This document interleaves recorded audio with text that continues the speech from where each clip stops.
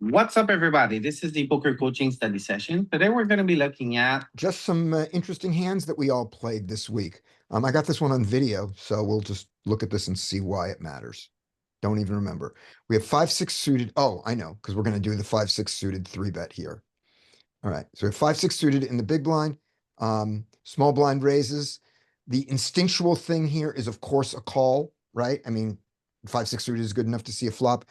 But as we all know, 5-6 suited also has the non-instinctual and studied 3-bet. So let's do it. What's your usual size here for the 3-bet? Anybody? 10. 10? Yep. Yep. 10 is the wizard, 9 is poker coaching, both are fine. I did 9. I did 10 for the wizard. There's our raise.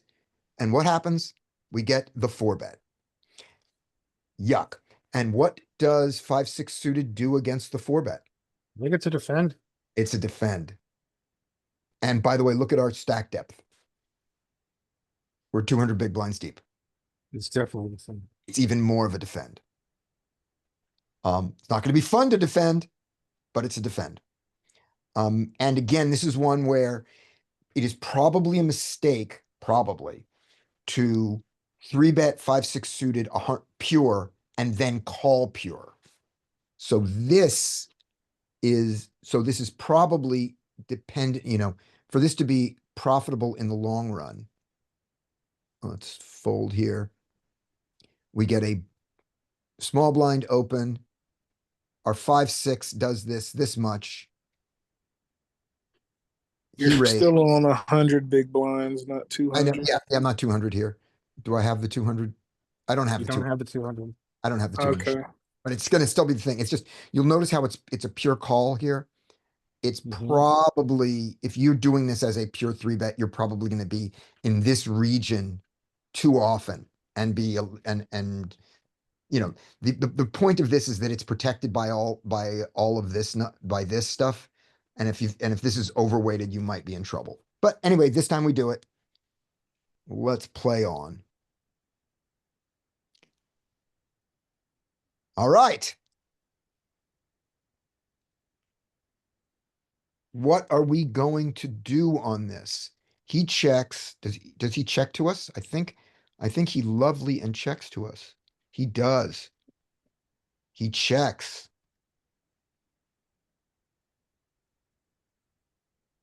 We get the wrong miracle card. What do we want to do? He's going to bet 20. He bets 23. Do you want to Let me ask you a question, Scott. Yeah. Do you ever turn this into a bluff on flop?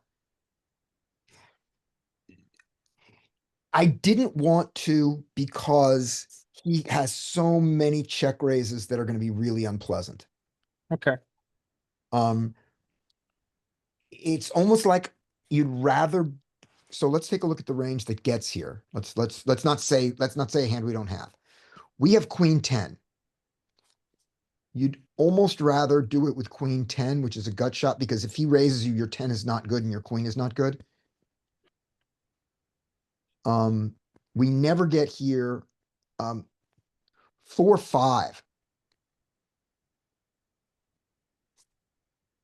4-5, when you throw away your 4-5 to his raise, you're throwing away almost no equity. I think you might have more bluffs if the jack was a lower card. If it came out deuce 7-8, Yeah. I think you want to bluff for that. Yeah. I mean, if there's in his wide, and he's 4-betting, he's very polar, but Yeah. I would argue humans are linear. More. Yeah. But yeah, I think there are some situations where you want to bluff this. Yeah. I So consider you could call a reasonable check raise. Yeah. But it was my thought. I was thinking the Larry thought of going, how do I feel about a check raise here? I Yeah. feel bad. So I will All check right. and take Okay. my equity. Okay. And then I got my equity, but I got the scariest of my equity. Dude, this is unpleasant. He bets half pot. What do you want to do? We're not folding. We're not folding. We got that. raise. You want to raise. Okay, Not much 10. He doesn't have much 10. right. So Sam's raising. If you raise, what's he gonna do with ace king? Hmm? I fold it. If you raise in position, what will he do with his ace king, which I think is a large part of his range? Why would ace king bet half pot here? I don't think so. Because it went check, check, flop. Yeah, because when check flop, ace king has showdown. Ace king is checking. He might. All No. right, what's he gonna do with his ace queen? What's he gonna do with his aces? Ace Like, queen is a like- gutter. Ace queen, if you make it, it's gonna call. I just don't, I think I don't think there's much value in raising arguably the top 3% of your range when you're getting bet into. Especially on a rainbow board. Well, he has a lot of over pairs here. He has a lot of ace jack here. So I would love to get value from those. Okay, It's just not ace king. I just think you're still getting value from them on river. You have one more Yeah, but street. I wanna get him And now. when you raise here in position, you're folding out his ace king. Arguably, some people are gonna fold their ace king with the guy. Yeah, but they're not gonna bluff with the ace king. That's the What's your thing. raise? Well, what's your raise size, Sam? That's also going to affect it. Go back. He went 23. So we're here. I don't need to make it all that big. Like, if I make it 60, You go 60 in the pot. You go 60 and you've got a pot size left. 170, and I only have like a little bit more than half pot left. And so basically, Yeah, somewhere around there. well, if you go, okay, so if you go 60, the pot will be 120, 170. You'll have 120 left. Yeah. So Yeah. that's a when you- very reasonable sizing there. The one thing about that size, I'm not that size, is Yeah. with the one liner out there, with a four liner out there, how much does he fold of the hands that we want to keep in? You think he folds? You think that he's calling with you think he's calling ace jack plus here? And when he ever jams on us, then we fold, right? We fold. I don't think you ever see a jam here unless he does have a 10. Right. That's And yeah. So you fold to the jam. and I don't think about it that way. I mean, Okay. we check back the flop. This turn I just have a lot of hands here Okay. that I would want to raise small. Alright. So Anybody? yeah. Yeah. Let me put up the. Scotty, you would fold to a jam there? That's what I'm asking. Yeah, That's I why. don't even That is think, why. I don't think I would. Right. That's why I didn't want to raise. yeah, there's I like just the raise. Like I agree with Sam on the raise because, like a lot of the time when they check they do already have showdown with ace king, and a lot of the time if they were trying to trap you with a set of jacks or an overpair, they're gonna now lead out on the turn to try and get some value from it. So you can raise, and you're probably gonna get called by a lot of their hands. I mean, the argument for not raising here is there any component of his range that's a bluff here? And if the answer is that he does have a substantial component of his range that's a bluff, let's say 30% of hands on. If you raise here, he anything folds. that However, he may triple if he has air here, if he has ace king. Or double barrel if he has ace king. Kind I of want that doubt with it. this hand. I doubt they're gonna nobody's gonna bet here and then bet again on the river with ace king. The This thing is is, the just- raise cuts out all of his bluffing hands that tries to get you off of it. Because the thing is, if it was a 3-liner to a straight and not a 4-liner, then I think you have more raising potential there simply because I mean, he still has king 10 suited. He still probably has queen 10 suited. You say he doesn't have tens, but he has enough tens to where you could just be in a bad spot by raising here. Because raising, what do you gain? What do you expect him to call with a raise? So one thing, Victor Jackson over pairs. one thing B, just to go on this, I don't think that our opponents have a lot of king 10 suited or queen 10 suited in their 4-bet line.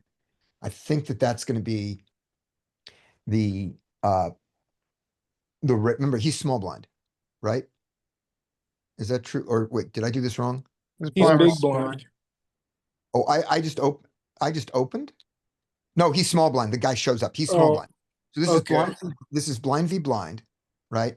And in blind v blind, he opens king 10, queen 10 suited all the time. I re-raise him. He's not folding that. Not a lot of guys are 4-betting it. Okay. Okay. We're doing the chart. Just picture your opponents and give them queen 10 suited and king 10 suited. Are they really going for the 4-bet pre with that? No. Not a lot. Okay. So the tens so we can see a 10-10 do this. Absolutely. There are people who do this with 10-10 in the, small blind versus big blind. Ace 10 suited, 9-10 suited, 10 jack suited. I don't think so. I think those are lots of calls. So I don't think he has a lot of tens. They exist.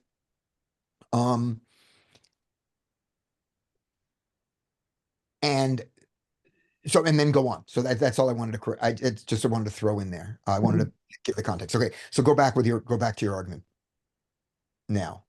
All right. Well, I mean, if you put it that way, and he doesn't have those tens in his range where he is going to 4-bet, since it is blind v blind, he probably would just call a 3-bet with king 10 suited. So the 4-bet takes out a lot of those tens. He certainly got pocket tens.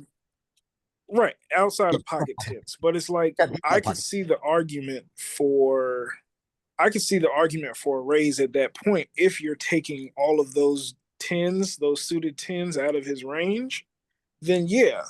Okay. Like, so who else is on team? So I'm still on team call. Larry's on team call. And we got Sam and Brian and B. What's your first name, B? oh, this is Brendan. I'm Brandon. still Wait, I'm Brandon, still Brandon. team call, but Okay, your team call, but you understand the race. So of the I people understand the raising, raise. of the people raising, my simple question is this: what do you want to do if he bets, you raise, and he re-raises you? And the re-raise is probably going to be a jam, but it may not be. But it's gonna, but it's gonna be big because it has to be. What's your plan there? That lose. Okay, yeah, but to lose in which order? Lose in which way? I just want to know, and I'll give you Like, so you're going to raise to 60, and he I is think- going to re-raise you. I don't think that's a very Have to go to good 120. question. He's going to jam. So, His re-raise is going to be a jam, or it's going to be the equivalent of a jam. So it's going to be 150 to jam. What do you want to do? Paul, because either way, I mean, if he is sitting here with jacks, or I mean, I think he could possibly even have pocket nines and stuff like that. Sure, And sure, absolutely. you're basically, I mean, you can't jam. So I mean, if he's jamming, I mean, I'm calling it off, and sometimes you lose. Yeah, that's fine. And then Sam, are you on raise call or a team raise call? I Or team? do not think about that question. I'm giving it to you now. Though it happened. I'm not even. No, Sam, understand. I'm not telling you that when you make the raise, you have to think this. I'm saying make your raise, and now he jams. What are you doing? It's I happened. don't know. I don't know. All right, take a read on me. I'm the one who did it to you. I'm sitting there. I do the jam. And then I do the jam, and then I take my hands, I fold them over my cards, and I look at the television. Yeah. What I do you- overfold. I Okay. overfold. All right, so Sam is on team raise fold to Scotty. Okay, that's it. All right. Now here we go. So we get this, we get the 3, and his bet is check. What size you want to go? We're definitely betting here, no question. So what are we targeting to call here? Do we want to target, so 4-bet range, ace, king, aces, kings, and queens. We are Well, trying, I we're say, targeting all over pairs and sets. And I think that's what we, because they're all bluff catchers now. okay, Everything's so bluff catcher. pot is 100 bigs. Mhm. You've got 160 behind. Yep. This is gonna get awkward because we have to decide if we're folding to a check raise. So if we fold to a check shove, I think that's gonna change, that changes our bet size and options. Yes, yes. So a check shove is. So I think then, so we bet 50. 200. And then he shoves. That's 100. So we'd have to have 25% equity to call. It's still fucking awkward. I think, can we fold to a shove if we bet 50 big blinds? I don't know if that's the right question. What are we targeting? He doesn't Well, have a that we 10. already asked that Like- question. Never. Well, what do you think the right question is, my friend? What do you think the right question is? Just what is his range? What are we targeting? How much do we need to bet to get him to call? And and are we not He has- considering he the pro- eventuality where he check shoves? Nope. Why is that? Why are we not considering it? This line, like in a 4-bet pot, do you think they're gonna check the flop, bet the turn, and then check the river with a 10? It just never happens. I feel like Never is you're a word I don't Oh. use often in poker. At a live game though. Right. So I think you're targeting like ace jack and some over pairs is pretty much all you're targeting, right? Yep. And I think you bet like 75. okay. Because no, ace king's not calling like any bet, I don't think. I mean, it'd be pretty risky if they did. Doesn't make Yeah. sense, but And we don't Yeah. want to target, we also don't want to target, we don't want to bet a size that ace king will call and risk aces having to call only that size. yeah. So I would bet like 75 probably because I think you can get a call out of ace jack with Brian's on 75. Yeah, I think 75. 75 is fine. It's just you have to accept if you're going to call a shove or not. Yeah. Oh, and yeah, I'm Check gonna shove. call.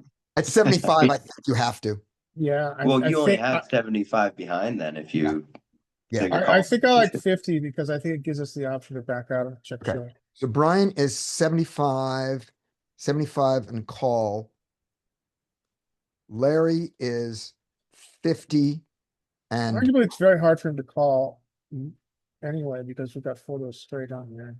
Yeah. Yeah, I would say, I mean, I would think, like you said at the beginning, you're looking at targeting top of his range, which would be pocket jacks, pocket nines, like all of his sets, and over pairs like pocket aces. I would say, I mean, if you're going to do that and target the top of his range, you would go polar. And being that you got 1.6x pot, I would go anywhere from like pot to all in. Pot is basically committing anyway. So it's like if he just jams his stack, I mean, you're just gonna call it off. But I Yeah, would if say you're not- I yeah, agree with you're not- I you're not- agree with Brendan. No, I like the bigger bet because I'm gonna be willing to get it in either way, and I would like to make him pay the maximum for his aces and sets. Right, so So that's 75. I'm gonna believe that I'm on team jam. That's my memory. That's what I think I am for all those reasons. That I'm on team. Oh no, I'm on team 6. I'm on team 70. All You're on right. team Giraffe Ganger, his favorite number. Yeah, 69.2. Anybody ever watched Giraffe Ganger back in the day, play poker online? This is his favorite bet No. size. 6.9 or 90, get the fold. And Oh wow, he called Queen Jack. oh, he called? Called Queen Jack. Yep. Holy shit. Right. Wow. So now let's take a look at this. Let's take a look at this line. Just in this one, just look at the results for a second. Sam's line here, we raise the turn to 60. He's got Queen Jack. He is not folding under any circumstances. He's got top pair and the gutter. Mm-hmm. So this brings us to, so we go here. We are at 60. So we raise that 40 more. On the river, the pot is now 170. 60, yeah, I've, He's yeah. 160. Pots one set, about one, yeah. Cause You I have a put pot forty size more, bet. so, yeah, Yeah. cause we raised it to around 60-ish here. So yeah, we're 160, 170, and we have got 110 left. We jam the river now. And he might not call. He might not. Yep. If he calls, if he folds the river, we make less money on Sam's line. And if he calls the river, we make a lot more money on Sam and Brian's line. Yep. So there we go. And I might not even take a jam size on the river. Really? When it's when the pot is, remember what the pot is now 170, and you've got you don't even have a pot size bet. I have 110, right? Yeah, you have 110 and the pot's 170, 180. Yeah, I might not even do. I might even take like a 60, 70, 80 Okay. just to make sure I get a call. Since he's got us covered here, you know, with more, so we're not making him broke when he does it. I'm always going to jam the river, if with that. Yep, and calls the Jack Queen. And by the way, notice this, Brendan, of the thing I said, which is now, so we don't have him range great. I said I thought that he would be calling his Queen 10 suited and his King 10 suited, but he did 4-bet Queen Jack suited, so. That makes a little more argument that there might be some Queen 10 and some King 10 in there also. Maybe a little. Maybe a little. I mean, Queen Jack is not the same as Queen 10, but I'd expect the Queen Jack to be doing a lot more calling than along with the Queen 10. So there we go. He did that. Interesting hand. Yeah. So that was, we just had a video of that hand and I didn't want to bother to put How it are in. you finding the pool on clubs? Clubs, let me make sure I got the right one. Clubs profitable. I've paid for, paid for $400 in groceries already with it, and I still have 2,000 something in there off of $100. So black and white compared to ignition. Clubs is I do better on clubs than ignition, but I can't study clubs. Yeah. And by the way, it could be completely random that I do better, just who I've been up against, what's happened. I don't know that the player pool is worse. I'm just doing better. I used to do really well on ignition. I mean, I was playing 1-2 on ignition and killing it. And then I got beat up a few nights and now I'm trying to rebuild from like the $70 I have left without putting any more money in as a, mental experiment, emotional. Club's one of the offshore sites. Clubs, I don't know, but look it up. I joined clubs because it gave me Nuffle. I joined clubs using Brad's affiliate link. So he makes money off me just to get Nuffle, and I'm happy for it. All right. All right, live hands one By the way, time. very first hand, so first hand at the table. Carlos, Carlos, bet. who is gregarious and very gambly and happy, looks down at his cards. It's the first hand, not my first hand at the table. The table has just opened. Carlos looks down at his hand and goes, aces, thank you, dealer, and raises to 25. And I am readying my joke at the end to say, no, I think it was me. And that if there's any chance in fuck that we both have aces, this is going to be the funniest thing in the world. So 75 folds around, Carlos calls. Let me see Carlos if doesn't there's have any tell aces. information. No, there is no tell information here. Jack 5-5. He checks. We're going to bet. We are. We're gonna bet. We're going to bet. We're gonna bet about a third pot. Sure. Let's do that. We bet a third pot. We get a call. That's great. Call 9. sticky. Still fine. Check. I think we still go for value here. Yeah, I think we still go for value. I think we size up somewhat. Yeah. 150 into 267. This is some very standard reggy kind of play to size up to 66, 75. The Hungry Horse does not like this as your size up. He likes overpotting size ups more. Not in every situation, but he finds the standard 66, the thoughtless 66 to 75 as lazy and thoughtless. On this particular board, I don't think want to overpot when he still has ace five. And Jack Jack. It doesn't have a lot of jack jack. But Think he's four betting it? do I think he's Or four? just because it's hard to have?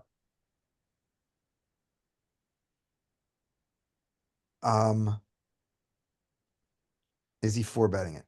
Sometimes he's four betting it, although he shouldn't in this configuration. You shouldn't four bet jack jack. No, I guess no. It's just hard to have. It's just hard to flop. It's just hard to flop. I would actually size up on the flop. Okay, you're gonna size up to what size? What was the flop like? We got 167 in. Yeah, you could size it up to like at least half pot. Okay. It's queen, jack high, dry. He's not. I don't think he's gonna fold pocket nines to the first bet. Yeah. Pocket tens to the first bet. They're not supposed to call queen jack suited from that position. They have it. So this is just raining money. Okay. I would even consider going pot. Okay. Now those bigger sizes, make the following move by him correct. He can fold all of his backdoor flush draws that wrap around the jack to that bigger size correctly. He is incorrect in doing it to my smaller size, and he probably is going to do it anyway. He probably will fold those, king Yeah. 10 here. So that makes him make a mistake. But then again, against my hand, so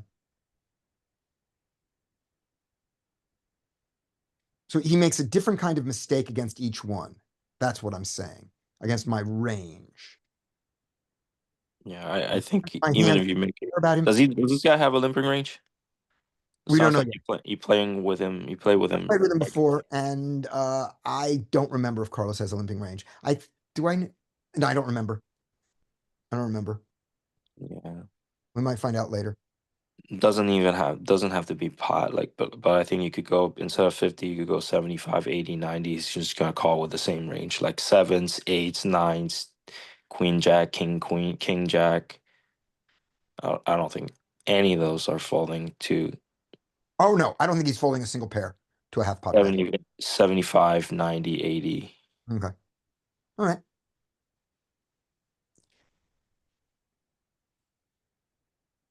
Nine comes, he checks, we size up, Yeah, but we don't huge. this is when we need, like, I think we could size it because like jack is not a club. Yeah. So really push here big for you. Yeah, I think so. Okay. Like, so that your sizes here would be more like, let's say 100 here, anywhere from 75 to 100 here. Yeah, somewhere around there. Yeah, let's go, let's choose 80. So we go 80, the pot is 320 now. So now the Yeah. pot is 320. And on this 9 on the 320, we go 400, setting up the river jam, or we go, Yeah, yeah, 400, 350 sounds good. yeah, but we're not going 280. We got 320 in the pot and we're going like sort of 400 now. 400, 350. Yeah, something. 320, like 350, 400, like 350, 375. Good enough. All right. I do the 150, he calls. All right. How scared of the back door are we when he checks here? Not very scared. Okay. We really don't believe there's a 5 out there. Mm. No, I mean, at this point, we really don't expect to see a 5. We expect a lot of fives to check raise when the board Starts to flush out. Yes, I agree.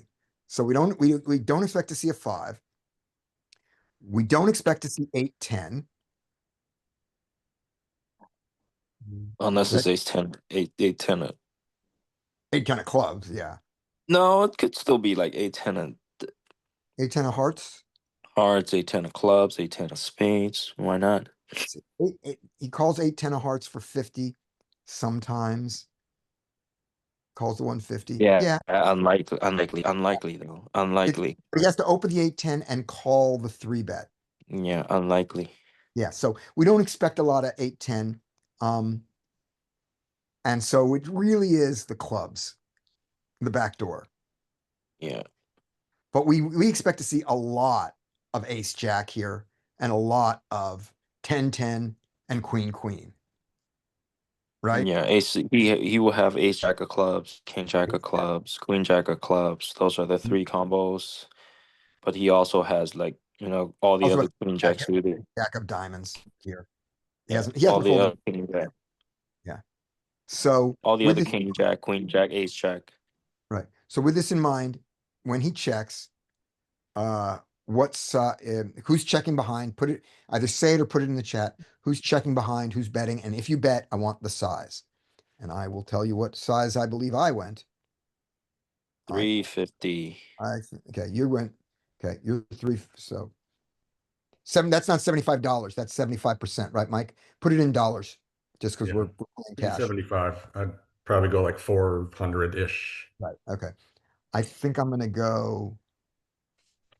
I think I'm gonna go 300 here. I think I'm gonna go 3 to 5. I think it's gonna be. All right. I go 300. So Yeah, I'd So- probably be betting 300, but my question to myself would be, what is he calling the turn with? Like, what is he trying to draw to, or what is his made hand? Because on Jack 559, like you said, I don't believe he has any fives. 10-8 seems illogical, but it's like, okay, maybe a flush draw, but it's like, I don't know if he would check that on the river. But yeah, I'd probably bet like 300, something like that. Brendan is 300. Scotty is obviously 300. And Sam, what were you? Against. 350, 400. Yeah, we'll call it Sam is gonna be on the 400 range. Larry, Well, Hondo. 400. All right. Did I get everybody? I think I got everybody in there. There we go. I go 300. We're gonna fold out a jack. What do we bet? Yeah. I don't know. I think he calls it. 600, 650, 700. Just in case we run into a flush.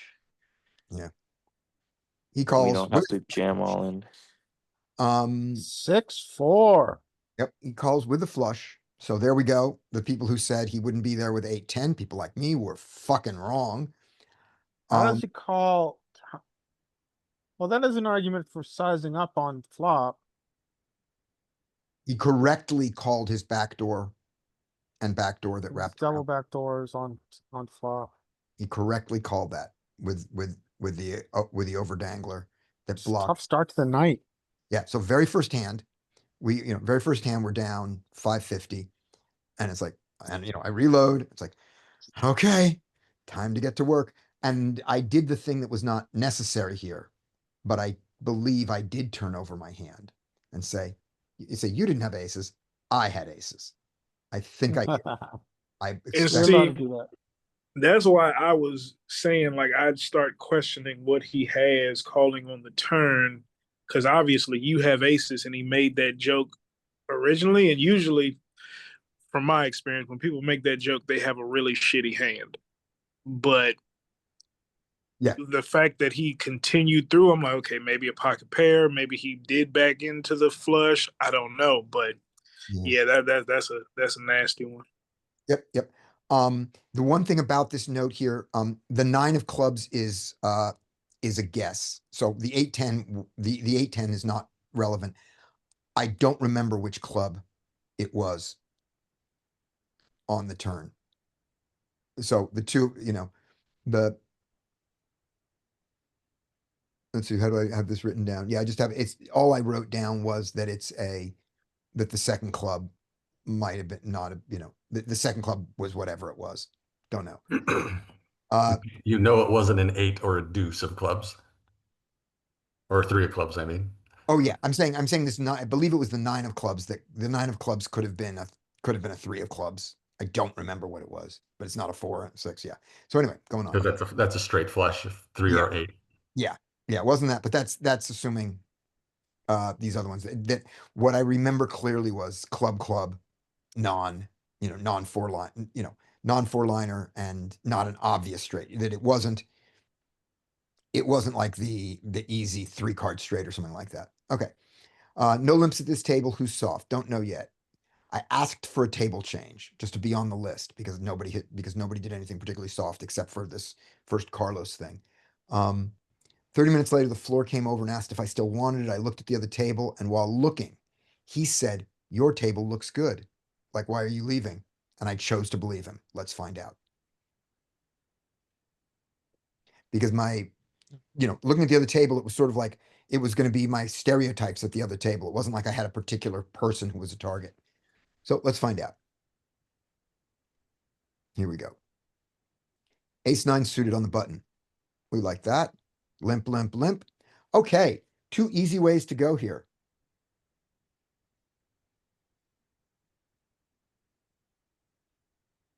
What do you like? 60. All right. Anybody folding ace-9 suited on the button here? Nope. Good. We don't want to fold it. Anybody calling it sometimes? It's a better squeeze. Yep. Is it a profitable call? Um, I think it it is. depends on how much you get squeezed behind. Yeah. Right. That's the main thing. Is it a squeezy or non-squeezy table behind? I think the first question you should ask is what is this to when you decide if you're gonna limp behind it, because there's times where I will limp behind, but you need to ask the questions first. The question would be what are these two guys limping with? If I s- um, if I see him limp a couple times, there'll be no limping behind. Right. If I So- know one of them, if I know one of them, the for profit player, Yeah. and there's just no reason for him to limp, then I would consider limping behind. All right, here we go. So the 2 people, so we have notes. The 2 people here, this guy does not limp often.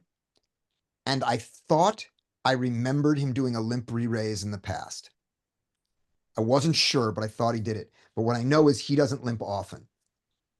This guy here would limp behind wide. There's no reason to think he's back raised betty. He would just, he would be here with all the hands that like to see flops cheap. Then So- just race. Right. So here's what my thought was. Ken, I thought I remember a limp re-raise from weeks back, maybe not, but he hasn't limped yet in the session. So what's this hand that's all of a sudden worth a limp? You Out of never seen him character. race? What? Have you ever seen him race Yes. Yes. in previous sessions? Oh, absolutely. No, he open raises regularly, like a regular person. I thought that I remembered a limp re-raise back, but I wasn't sure. But what I was sure was that he is not a serial limper. Then He's not just a- race. Oh, no. If he's not a serial limper, I think that the raise becomes much worse. Why do you think the raise becomes better? Well, that means he's just a for profit player, right? Right. So you've got a guy who almost never limps. So Does whatever he he's almost never limps? yeah, he hasn't limped yet in this session. And I've played with him before. he rarely limps, if at all. And I thought that I remembered a limp But when you re-raise. go to the showdown, what like when he raises, do you see any kind of showdown? Ever with him? Yeah, he's a Like normal what are the hands looks like? that he's limped. We don't know. No, for the hands that he opened. Reasonable opening ranges in those positions. It's been a, not, he's not, he doesn't, he's not a better player than me, but he's not he's not a fish. So he has a reasonable opening range. A reasonable opening range and whatever his limping range is, because remember, he has a limping range. We've established that because he's limped. Whatever his limping range is, it is very small because he has rarely limped. Very rarely limped. So whatever his limping range is, it isn't Jack 10 suited, 10-9 suited, 9-8 suited, 8-7 suited, and pocket fours, threes, deuces, and fives, and king 10 off, because those hands show up too much more often than he has limped. Really polar then? I think that this is very likely a setup for a limp re-raise. Because the limping range is so thin. That's my, I would still raise here. okay. So Sam's on team raise. Mike is on team limp, assuming the blinds are typical. Okay.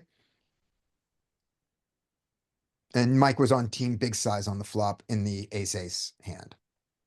Okay. If I'd gone big enough, maybe he would have folded the 4-6 suited and I would have won the hand. But then again, I also wouldn't have gotten any value from his Yeah, draw. you might have lost more money too. Might have lost more money. He didn't do it. That's that too. Okay. Anyway, You the raise bigger I here bet, for but also the bigger I bet on the flop that he calls, the more likely I am to do some check, to check the river, to check one of the streets. Okay. Although if I Scotty. checked the turn, I would have felt like shit giving him the flush on the river for free. Ugh. Judging on what you said, I would probably raise this, especially if you're saying he rarely limps. I would raise it to see how he plays his limps, because That's it would suck to get to a ace high flop in a pot where they just limped and then everybody limped, and then it's like you think you're good, but he's sitting there with pocket aces.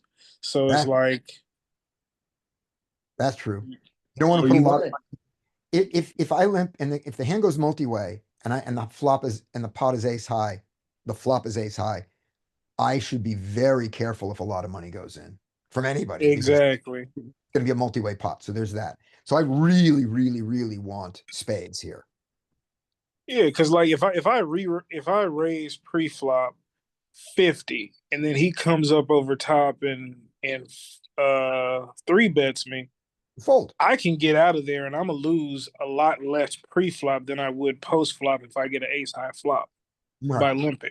Because I'm going to lose more than 50 post-flop if an ace comes.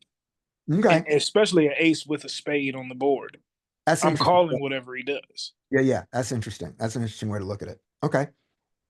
So you're if he you're almost bets you, raising, are you folding? you're almost raising for information and just the fact that you're isoling limpers.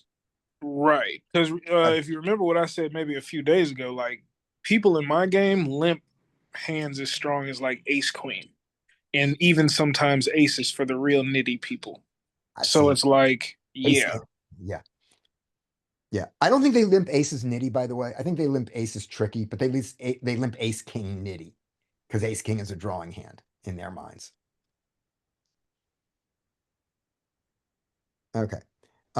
So I go for the suspicious call. Here's the squeeze.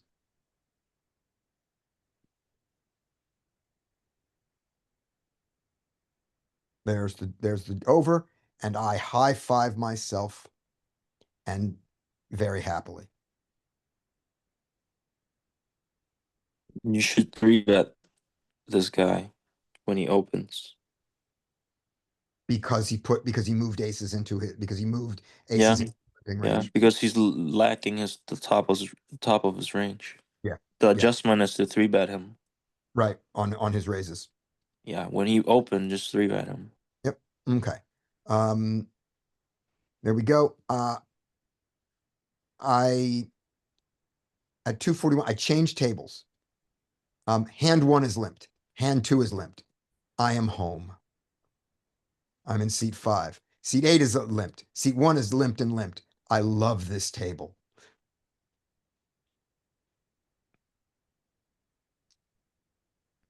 All right. Here we go. Limp, limp, raise. This razor is aggro-ish, and I think would absolutely be getting after it against 2 limpers. This is dead money. What do you want to do with 9s? I've kind of telegraphed it by saying this is dead money. All I should say is this Squeeze. squeeze. I agree. What size? 4 or 5, like 300. Okay. Do you hate 360? Not really. Good. All right. There's 360. Uh-oh. That's not what I wanted. That's fine. Yeah, that's fine. All right. Check. Here, and the name by the name of this of this stand is Hero takes a stand when he should sit the fuck down. Okay. So what do you like, Sam, here? Check. I'm checking my range. You're gonna check range? Okay. Yes. Anybody betting here? And if you are, what size? Okay, Mike, because I want Mike for practice, start putting in the dollar amount, not the percentage, because you're playing online, but these are live hands, and so you're gonna have to do it that way. So just for practice now. Okay. Brian, is that I don't think check range, or I also doing the same check range? I don't think it's a check range. I think you could check this hand specifically. Okay, yeah, Sam's strategy here is to check range out of position. It is a simplified and has very good property strategy. So it's a perfectly playable one.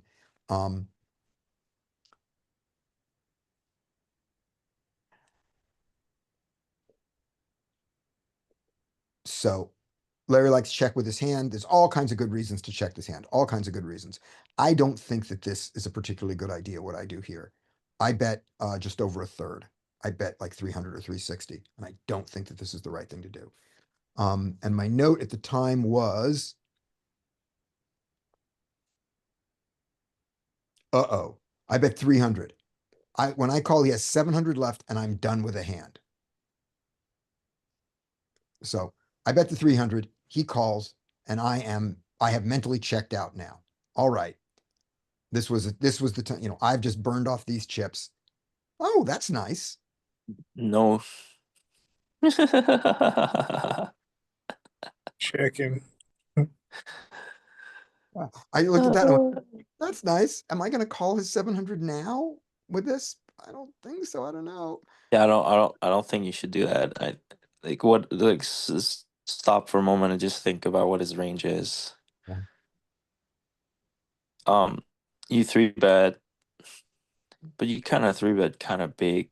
Does he Yeah. ever 4-bet with the player behind? His top of range, he might want to keep this guy in with. He might. Does He might he play flat you with ace king?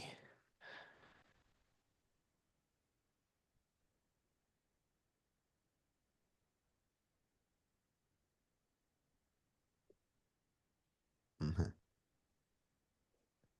Does he flat me with ace king here? Yeah. Because you said he's aggro, right? Yeah. You kind of make it big I think, yeah. pre-flop. He might not 4-bet the ace king to get it all in there. He might just call it. So I think you But need to check. When you check if he bets, then you could fold, because like when he bets on this turn a 10, he just like when they have 2 pair and sets, they're just gonna bet. so when this goes, when I check here, I'm checking with the very, well, first of all, before the 10 came out, I'm intending to give up on the hand entirely. When the 10 comes out, I've decided that he has a pair here that he's not folding for 700. My betting the 700. And I'm just thinking, what if I get lucky and he No, bets small? Not just that, like when you three bet and you bet the flop, he has Mhm. sets as well. Yeah. But when you check here and they check back, then you take out sets. Then you could start bluffing on the river to get like king queen to fold, ace queen to fold, Yeah. ace jack to fold. So when he checks back here, then you could jam and you could represent ace king because you could sometimes play it that way. Yeah. It'd be a And his little range weird. is a lot. Yeah. It would be a little weird for me to play ace king not bet this when the flush comes in. I really need ace king of hearts specifically to decide or ace king with the ace of hearts to decide not to bet here and give Yeah, him. I know, but yeah, I But they know. don't But the think, other thing is like they may not think that way. when you check, then you're facing a weaker range. I would bluff here. Like if the river came up blank, unless it's like a what the fuck. Right. Well, the river comes the funniest card I can think of.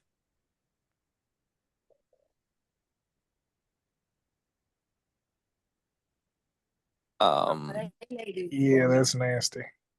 That's nasty. See when he checks back the turn, I don't think he ever checks back with ace king. He could have ace king calling your three bet from pre-flop with a guy behind because you kind of made it big. I think for the same reason as I'm not checking ace king unless it's specifically ace king of hearts or ace king with the ace of hearts. I don't think he's checking the turn with any ace king that isn't that. I think he's Yeah, really, he doesn't have he doesn't have a lot of yes, sets yeah, either. but he has ace jack Yeah, here. but he has a lot of ace jack and ace queen. Yeah, That's the his ace thing jack, here. yeah, and now it's straight. So what do you want to do now? And the only other hand you could beat is king queen or king jack. Yeah. So So Brian has checked twice. Mike is checking and then deciding. yeah, I don't Good. like So we all, blocker. Like everybody, you do like blocking or you don't? no, I don't like a blocker. If we check and face a small bet, do we call? Like if he bets 200, do we call? Yeah. I lose $200. Yeah, I lose $200. This fucking sucks. This fucking sucks. Not when he checks back though. Yeah, Not when he checks back. and then you're good. Right, we're good. And do we ever find out what his hand is? Oh, this is funny. This is what happened. So I check and he checks back. And he angrily claims that he had a set and berates this guy for the Ooh. initial call. So he claims that he flopped a set. No, he didn't flop a I'm set. not saying it's true. I'm saying this is what it is. So he does this. And so this guy here, this player, he berates this player and this player leaves. And so I hate him. All right.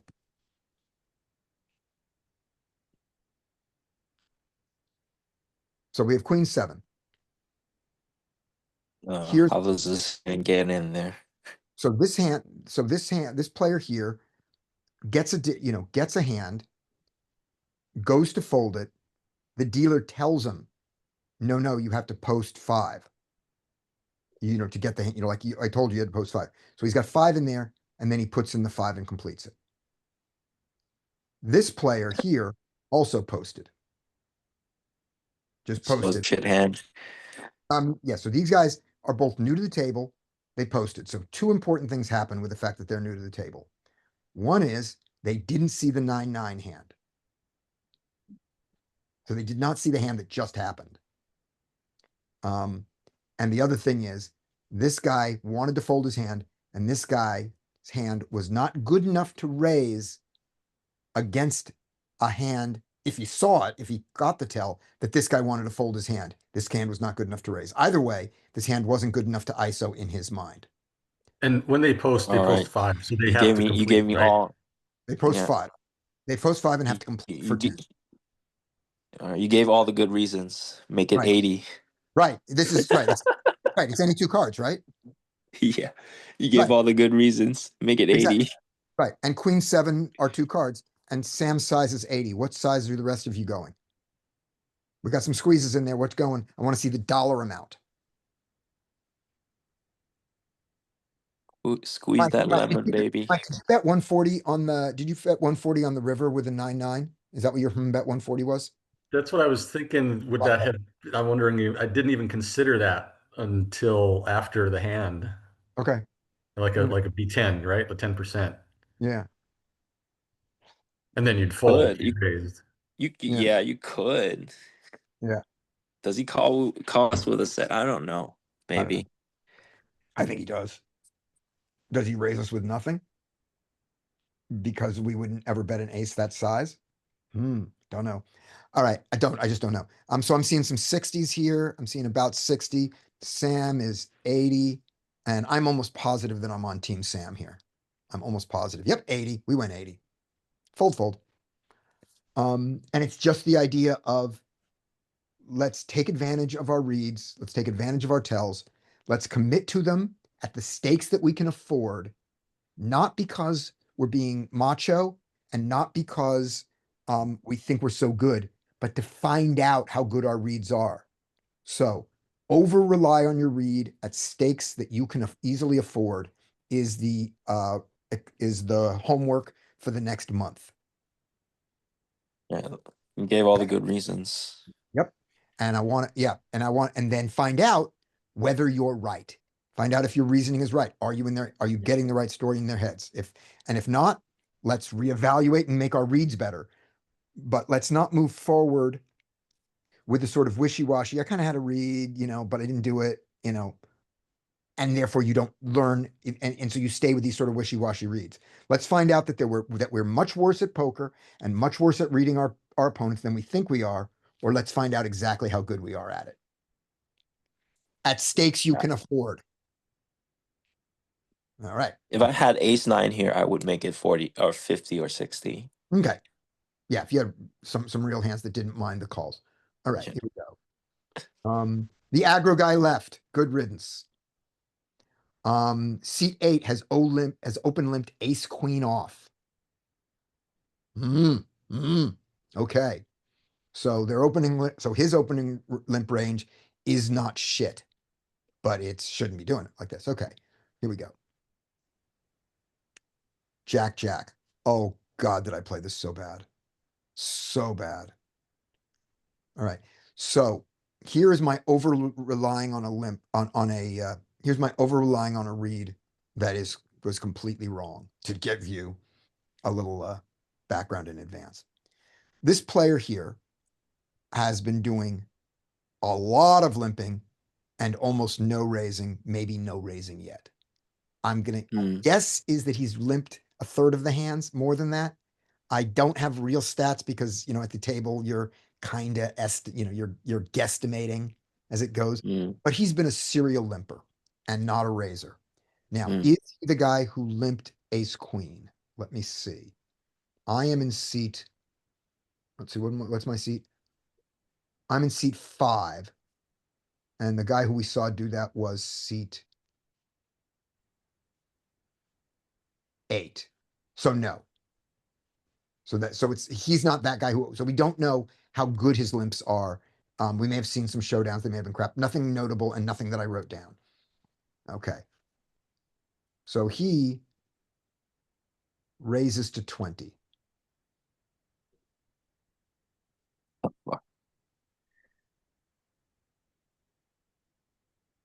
And I look at this and think this could be really strong.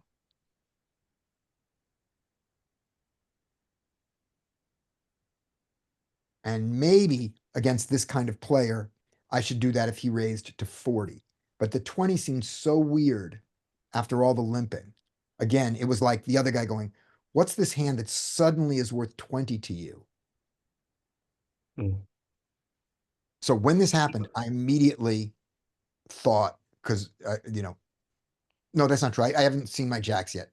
I just looked at it and thought, yeah. So it's not like I thought this could be strong, but I don't know that I have jacks yet. So Okay. let me ask you, Scotty, how does it change? Let's say he was just any normal player raising like normal. I mean, I would I'm think jacks are just going to be a call here anyway, right? yes, jacks would be a call. But to a normal player, who had a mixed sizing, I would probably raise his 20 with jacks. I don't know that. I don't know. But I yeah, gotcha. Yeah, I'm very aware. I'm very aware that jacks are a call, that jacks are a fine call here. But yeah, okay. So I see what you're saying. You're saying, would you exploit somebody who has mixed sizings No, it doesn't and matter you now. and you know that a min raise is weak and then you can four bet. But yeah, I gotcha. so now, It doesn't matter now. right. Then It you doesn't have matter. to three bet. Yes, and that's my mistake, was when this It doesn't happened, matter. I was really screwed because these these are the deadish of dead money. And I should do it, and I should be raising here. And now I over rely on his 20 and the fact that Jack One call and I don't squeeze, and I should. 150. Let's see, 80, 100, 120. 120 at least. I'm fine with I'm fine pushing it up to 150. I'm fine with 120. Yeah. I would just assume he opened to 30. Yeah. Yeah. 120, 130, yeah, 120. 200 seems egregious to me. And 80 is way too fucking small. Yep. See, 120 for me. 120 to 150, I'm fine. 150. Yeah. Brian asks, what's the standard raise size? Mostly 30. 30, 35, 40. Yeah, mostly Somewhere around there. there's some 40s. They're not common. Most of the guys do 30 and 35, and a few people do 25. But yeah, 30's the most standard size. All right. So this should be a squeeze. I want to look in the two big blind range just for fun. I wanted to look at this and see what the GTO solution is, even though this is not a GTO table. This guy is a limper, so he is not playing GTO, so you don't play GTO against him. You understand what this is. Clearly don't, but that's the right way to play. So I mean, what do you do with pocket tens? Are you squeezing tens? Yep. Squeezing. You're squeezing Pocket nine? I'm nines. Squeezing. I'm gonna call nines. Queen jack suited. Squeezing. King jack suited. Squeezing. King queen suited. Squeezing. I'm Call. squeezing a ton. Yeah, call, and the last call is on the button. Okay, here we go. Call, then a button call. And we get into big blind. And the jacks mix. So in a GTO world, that what I did was not a huge error.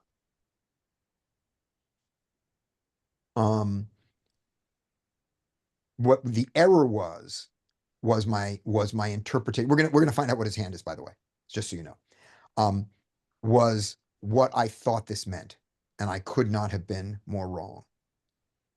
And if I had any sense of what this meant, the squeeze is mandatory. All right. So now I continue to misplay it. Let's have things go worse. Okay. What was the standard raise size? Brian says basically telling us. What do you mean by basically telling us? Basically telling us. Well, he said it's not at all what you thought it meant whenever he raises. So now I'm thinking he's got something weak as shit. You would be good read, Brian. Good read. Or if that, yeah, okay. Here we go. So I call, get a great flop, out of position to three players. We're gonna start this with a what? Yeah, check. Check. All right, check. We all check, and it checks through. This All right. thought it Sweet. was. This is not what I thought it was. Great. We're gonna bet the turn. We're not gonna bet the turn. Well, you give us a turn first. There's the turn. It's the king. You don't see it? King of No, we're hearts. not betting this turn. No, we're not betting Nope. this. We were gonna bet the turn. No, we're not betting the turn. Check. He bets 40. We get a call.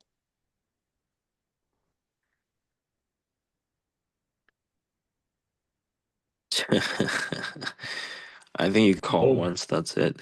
Oh, one time. Yeah. Oh, Yeah. Sam calls once. Mike folds. Fold is even okay, I think. So I'll put it in. Mike is fold. Joey is fold. Scotty is fold. I'm probably Or you could- 60-40 call to fold, but I'd Sam probably call one time. once. Call once, fold. I think, Yep. like, if you ask Brent, me, I think like check raising might even be more high EV. okay. All right. Brendan, you were on. Because I don't think you're gonna run into. Next call fold. I'm calling one time. I'm calling one time. Mixed call fold. Fuck it. Call. Call once. That's there. And Sam is thinking about a check raise here. All right. Yeah, I know this is showdown value, but I don't think you're gonna run into a strong hand here. Like, first of all, I think he's gonna bet a king. Like, he's gonna bet it. The guy in the middle of the field, if he has a set, he's gonna bet it. If he has a if he has a Straight. straight, he's gonna bet it. If he has two pair, he's gonna bet it. Like, Yeah, straights did some rate. Yes. yeah. So this guy has some like weak king. Like, both of them could have some weak king. King and a 7 here. And then yeah, and then the guy in the last two act, he could have like a 7, like 6-7, 5-7. Hearts. You Like, can have hearts. yeah, hearts, ace. Like, you could You can have all that. I block a heart. you don't have to make it all that big. You can make it like two. Like, they have enough stack depth behind. You can make a king fold by the river. Like, if you make it like 240. Go. Yeah. Go 240. Go. You could even go 160 here and have an even beefier bet on the river, intending to get a king to fold. Yeah. I just folded right out. See, I don't think that's bad either. I So don't think that's Yeah. bad. And the hearts come in. Which is what we don't want to bluff, even with our jack heart. So if we took the check raise line and got, well, the worst caller would be would be this guy to call. He's the most, he feels more like hearts than this guy does. So if we check raise and they both call, and you we abandon get mission. this river, we dump it, right? You abandon mission. If you get one call, If this guy calls, you continue, and if this guy calls, you abandon, or is that am I being no, if you get one guy call, then you could choose a sizing that will, like, a flush will never fold, but you could choose a sizing that will fold out a king, or like 8-7, okay? or like 9-8, right? Let's do those sizes for a second, and then my question is it going to be different depending on which guy it is? Okay, so we've determined we're going to compromise and go to 200 in between. Yeah, make it 200, and then one guy calls. We So have the two- pot is And if we get two callers, we're done with the hand on the river. no, we're done. We're not bluffing. So we Two put in, guys. right. So we're going to put in, here we go. Here. So the pot is 167. We put in 200. He puts in 160 more. And so the pot is now 527. So just call the pot. So we'll call it 5. The pot's 500 and we've got 1200 behind. We get this river. Yeah. And first we're going to start with this guy was the initial caller. Oh shit! This is a 4 of hearts too, right? You can't even get a 7 to fold. Yeah. So we're abandoning this no matter who it is, right? Or I mean, you could. are you betting something that gets, I mean, how? Yeah, okay. So there's 500 in the pot, Sam, and it's this exact card. And and this guy called. What would you like to do on the river? You want to get a king to fold, but you don't want. Flush will never fold. A 7 will never fold. So Right. we're definitely not jamming. No, but we gotta get a king to fold on this 4-liner. What's your size? Yeah, if we have a 7 here, then we need to bet small because we're trying to get a 8 and a king to call. I think at a pot that's like 520. Yeah. I think you could go somewhere in the middle. If you're trying to get an 8 to call, you probably need to bet like 125, 150. Yeah. If you're trying to get an 8 or a king to fold, you probably go like 320, 350. Okay, you think 350, you think king folds to 350 here on the 4 Yeah, line? three, yeah, somewhere around there. Like no more than I even 400. think I even think that's hard because even with what you've already kind of pegged his range pre-flop, he was the pre-flop raiser, so he could have ace king with the ace of hearts. Do you really think you're going to get that to fold? If he had pocket kings, he's not folding. I don't put him Like, on. Yeah, but he doesn't have pocket kings. Yeah, That's the I thing. He think would bet the flop. let's discount pocket kings, and also let's discount an 8 because he would have bet a lot of his eights on the flop before the, on a wet dynamic board like this as the pre-flop raiser. Yeah, so we're trying to get like king, Got it. queen, He's king, got jack, he's ace, bluffing king. or he's bluffing or he has a king there or he has a heart draw. And I'm with you, Brian. 300 doesn't fold out a king. If I've got a 7, I can bet more than 300 into 500 there. And if I've got a hearts, I can definitely bet more because then uh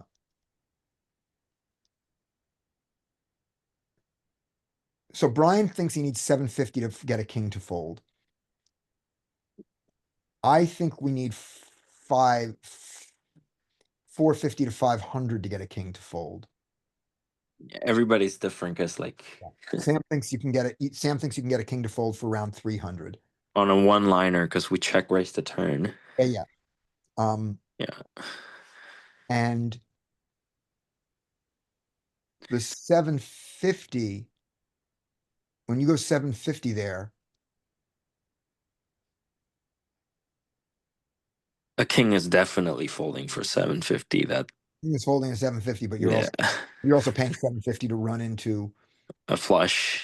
a 7 flush. Okay. But that's okay. Everybody's choosing their own size. Well, Like if I have with what you put him on, without what you said that you put him, what your read was completely wrong. I think that your number one target is going to be kings, not sevens and not flushes, because I think you're running into ace king, king queen the most because you said he never opens, he limps every single pot, and then all of a sudden he opens. You would generally be like, okay, he's got. If he doesn't bet the flop, he doesn't have kings, he doesn't have aces, he doesn't have queens. And then I would put him on something like ace king, ace queen, king queen. And Sure. now I'm thinking, and I'm not really putting him on many flushes, which is possible to run into enough. No, I mean, it's possible to run yeah. into nut flush, but I don't think it's likely. I mean, maybe ace queen of hearts, he would then raise. Oh, he's not folding that hand. That's what I'm yeah, saying. he's So not that's what I'm folding. saying. So 750, and if he comes back over the top, I fold, but I'm definitely getting his kings to fold then. Right. That's what I'm thinking. Gotcha. Okay. If you bet 750 here, I don't think you're getting raised, by the way. I think he's just calling you. No, he's not. He's not raising I'm you with a saying 7. if he raises I mean, with a, I mean then the he has fact a that flush. he didn't even bet the river. He didn't even bet the river with his straight into the flush. Yep. So he didn't even bet small for value, on the idea of saying that he's willing to fold to a raise, which I'm not yet good enough to do, and I'm going to start doing much more. Is bet with the intent of folding to raises. I'm going to do that a lot more. That's my homework for the week and month. All right. And try not to make these mistakes. So that's what I meant. My ranging him was completely wrong. Now, I can't explain to you what it was, why he limped his king 7-ish hands, limp, limp, limp, and all of a sudden he looks at a king 7 and goes to 20. I can't tell you what was going on in his mind or what it is about this hand, but I can tell you that my thought process was wrong for this player. Ridiculous. Because I saw this initial 20 as an alert. It's not a fucking alert. It's more button pushing. No, not- it's not. Like you just go by like if you don't know them, just go by the simple fact that like usually the stronger the bigger the size, the stronger the hand. That's it. Yep. Like if I sit down at it's an unknown, he's doing some like weird shit, and when he makes it bigger, that is usually where the stronger hand is. Is Yeah. what I've seen. But remember, this is bigger for him. I just want to remind you, it's not big, but it's bigger for him. He's going limp, limp, limp, limp 20. Not really. Bigger for him. All right, but yeah. I but, feel like as but I was wrong. I want to point out, I'm just correcting your language. I was wrong. Yeah. but even as studied as if he's completely unstudied, it doesn't matter. I feel like if everybody else around you is raising, 30, 35, like you said you're still probably gonna raise up. Yeah. Around that area with good hands. Am I wrong, or is that Even bad if he assumption? makes it 35, like a normal race, and then you get two caller, you should just be squeezing Yeah. with this hand. Now, let me show I would say just because you're so high in your range with pocket jacks, like if it was ace queen, maybe I would, not try to squeeze it against that guy who you think has a strong raising range. But with jacks, I'm cool with putting in 150 and getting called by him. And if he re-raises, I just fold the jacks. But it's like, yeah, if he four bets me, I fold the jacks. But it's like, yeah, with jacks and you got overcallers behind, I gotta at least squeeze to get them out of it. I agree. So let me show. Let me show you the GTO solutions for this. Assuming remember they don't all play GTO, but it's really worth looking at. So, um, low jack raising to 2, GTO calls the jacks, not because it's afraid that they're beat, but it's got it. You've got a very strong calling range here. So we call the jacks. One Yeah. caller comes in. Look at how the jacks change against one caller. Still calling. Two callers come in. Jacks start raising. Let's change the positions. I think this is going to change in something else. If button calls, what do jacks do? Against the later positions, they start raising. Button call, small blind call. Boom. Yeah. Cutoff. Cutoff is your caller. Single caller in the cutoff. Big blind. Jacks just call. Bring in another caller on the button. Dead money. Jacks. Boom. Majority raise. Even out of position to all three of them. All right. Hijack calls. Big blind. Still just, should be a strong range here, right? Cutoff calls behind. One guy has made a mistake, kind of. What does big blind do now? A little bit. This is still too strong for it. Let's make These this are not mistakes, man. They're perfect ranges. What are you talking perfect. about? No, what I mean is that is looking at how wide their ranges are where jacks get elevated. Yeah. Now, Yeah, now let's and look at what hands they would choose to three bet with. Like I remember the limited experience I play live. Guys are calling raises with queens and ace king. Like they're just calling those early position raises with queens and ace king. Yeah, that's going to be. And you were playing 1-3. And yeah, it was obviously a lower level. It was 1-3. Yeah. Yeah. Yep. You see that at 1-3. You see that at 1-1, at 1-2-2 and 1-2 and all those. Yeah. At Yeah, but that's still like a low, like compared to what all the other things they're calling, yeah, that's just a very small portion. You should just three bet your good hands. yeah. That's gonna evaporate a lot at 5-10. I think my game should be called a 5-10 because it's a 3-5-10 game. So I don't know what a real 3-5 game plays like because I don't play in a real 3-5 game. But in the 5-10, that still exists, but it's a lot less.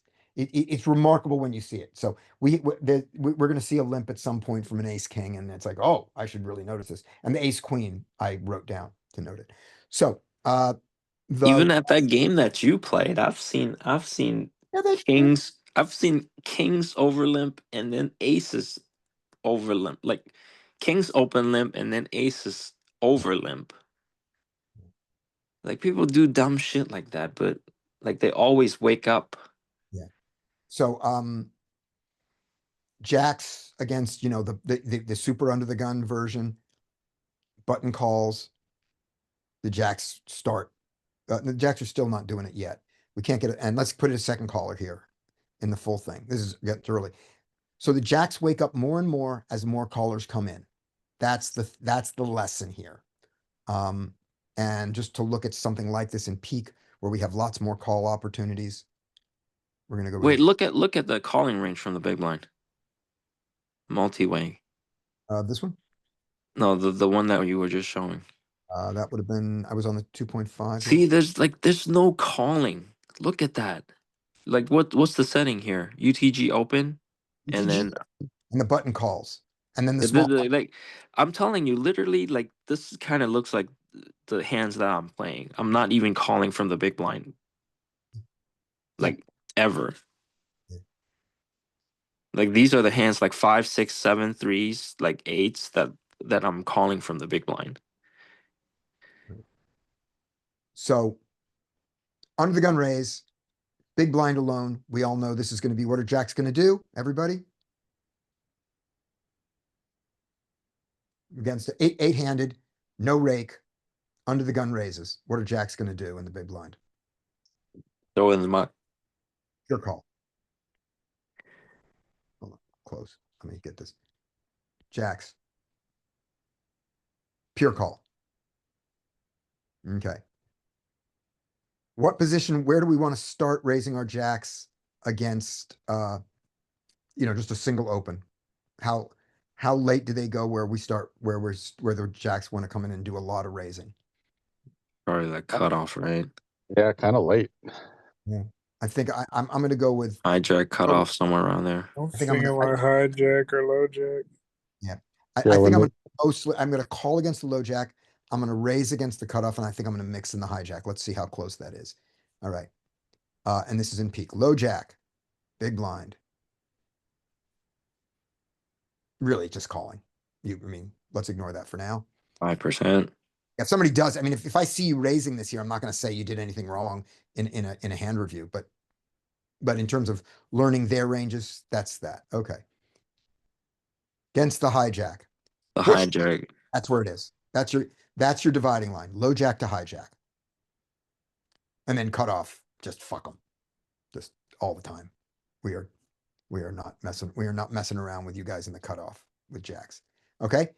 But let's take this raising range here. Let's go low jack -1. All calls, right? Add one call. Put it in the low jack here. What do you predict the big blind's going to do with his jacks here? Under the gun 1, and low jack calls. What do you think big blind's going to do? I think there's not much difference.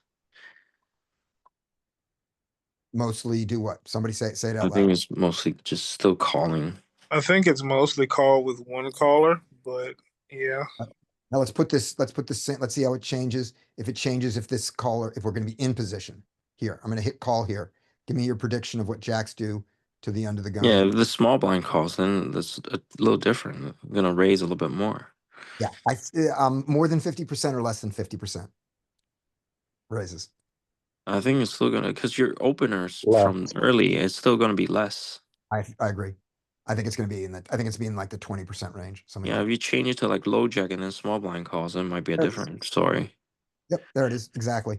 It's raising. I said 20% or 25%, it's 29%. Yeah. So low. Good. But even against this position, let's put in a second caller. Call and put in the second caller. Now I think it's going to jump up to more than 50%. So this is call, and there they are, right at 50. Yep, more than 50. No, less than 50, 49, but whatever. So All right, that's the thing we're getting with it. We're going to move on now. And then small next hand. blind, we have a little bit of it like that. But when the second caller comes in, and then next hand, this is the thing. Boom. Oh, come on. Come on. I'm wrong. Even there, it's doing it. Okay, moving on. Next hand. Thank you, Sam. All right. Let me move you guys out of the way.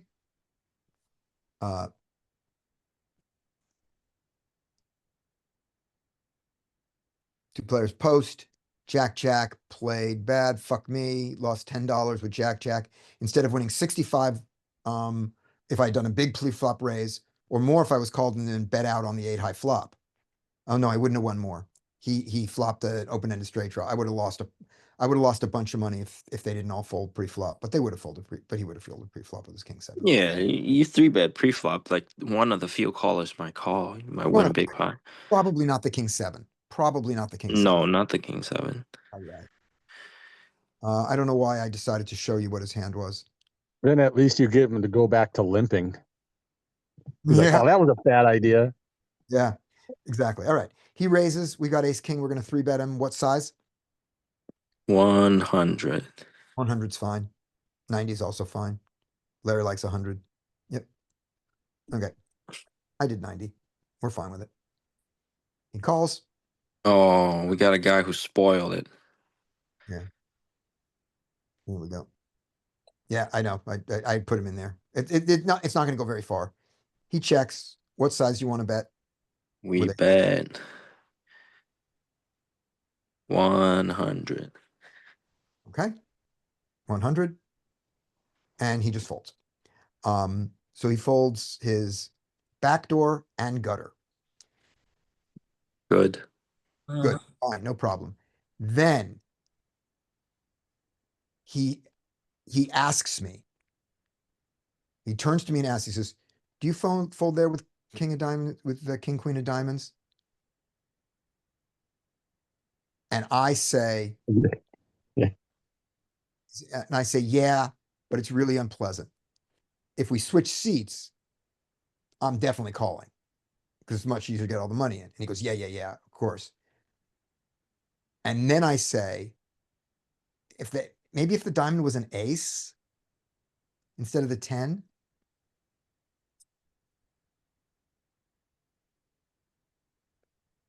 And we start talking, and I realize that I've just discussed a hand with a new player on my right. That means I'm losing discipline. I'm probably Yep. tired. I'm surprised. Right. And and it's because he asked me the question that I love to talk about. You know, he wasn't being angle shooting to try to get something about me. He was genuinely asking. He thought that I knew something about like this. And I love talking about poker, as you guys fucking know. And I have to not do it. This is my note to myself. All right. And the reason I say this here is I wrote down the time to said how many hours in was I when I started talking to the guy. So I started playing at 1:10. So I am 4 hours in and I'm losing discipline.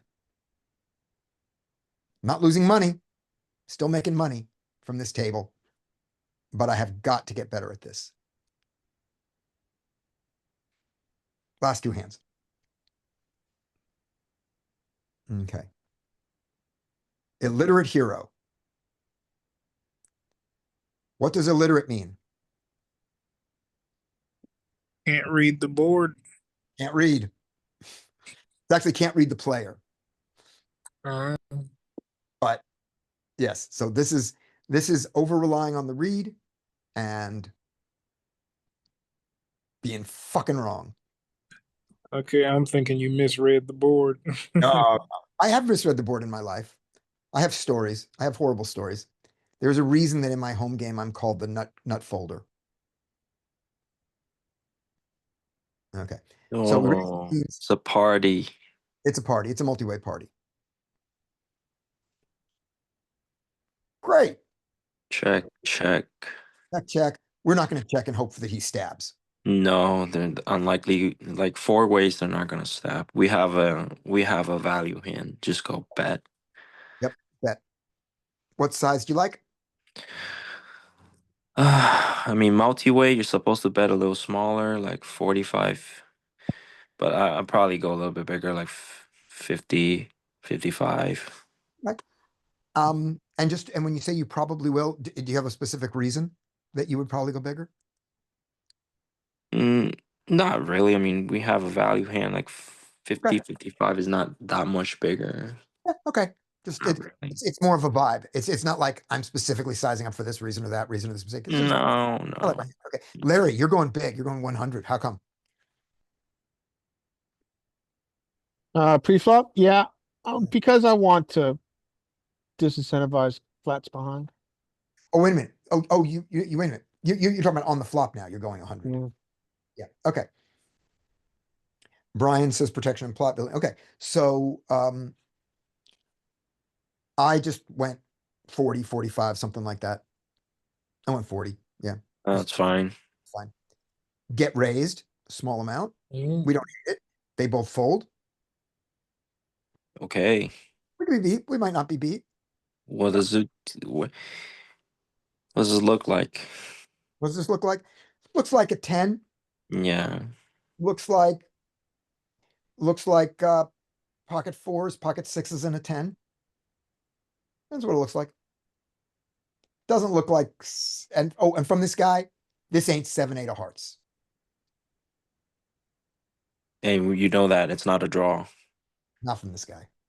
Yeah, then just call. Guy on this stack. Yeah, it's a 10. He's And trying to stop you from betting.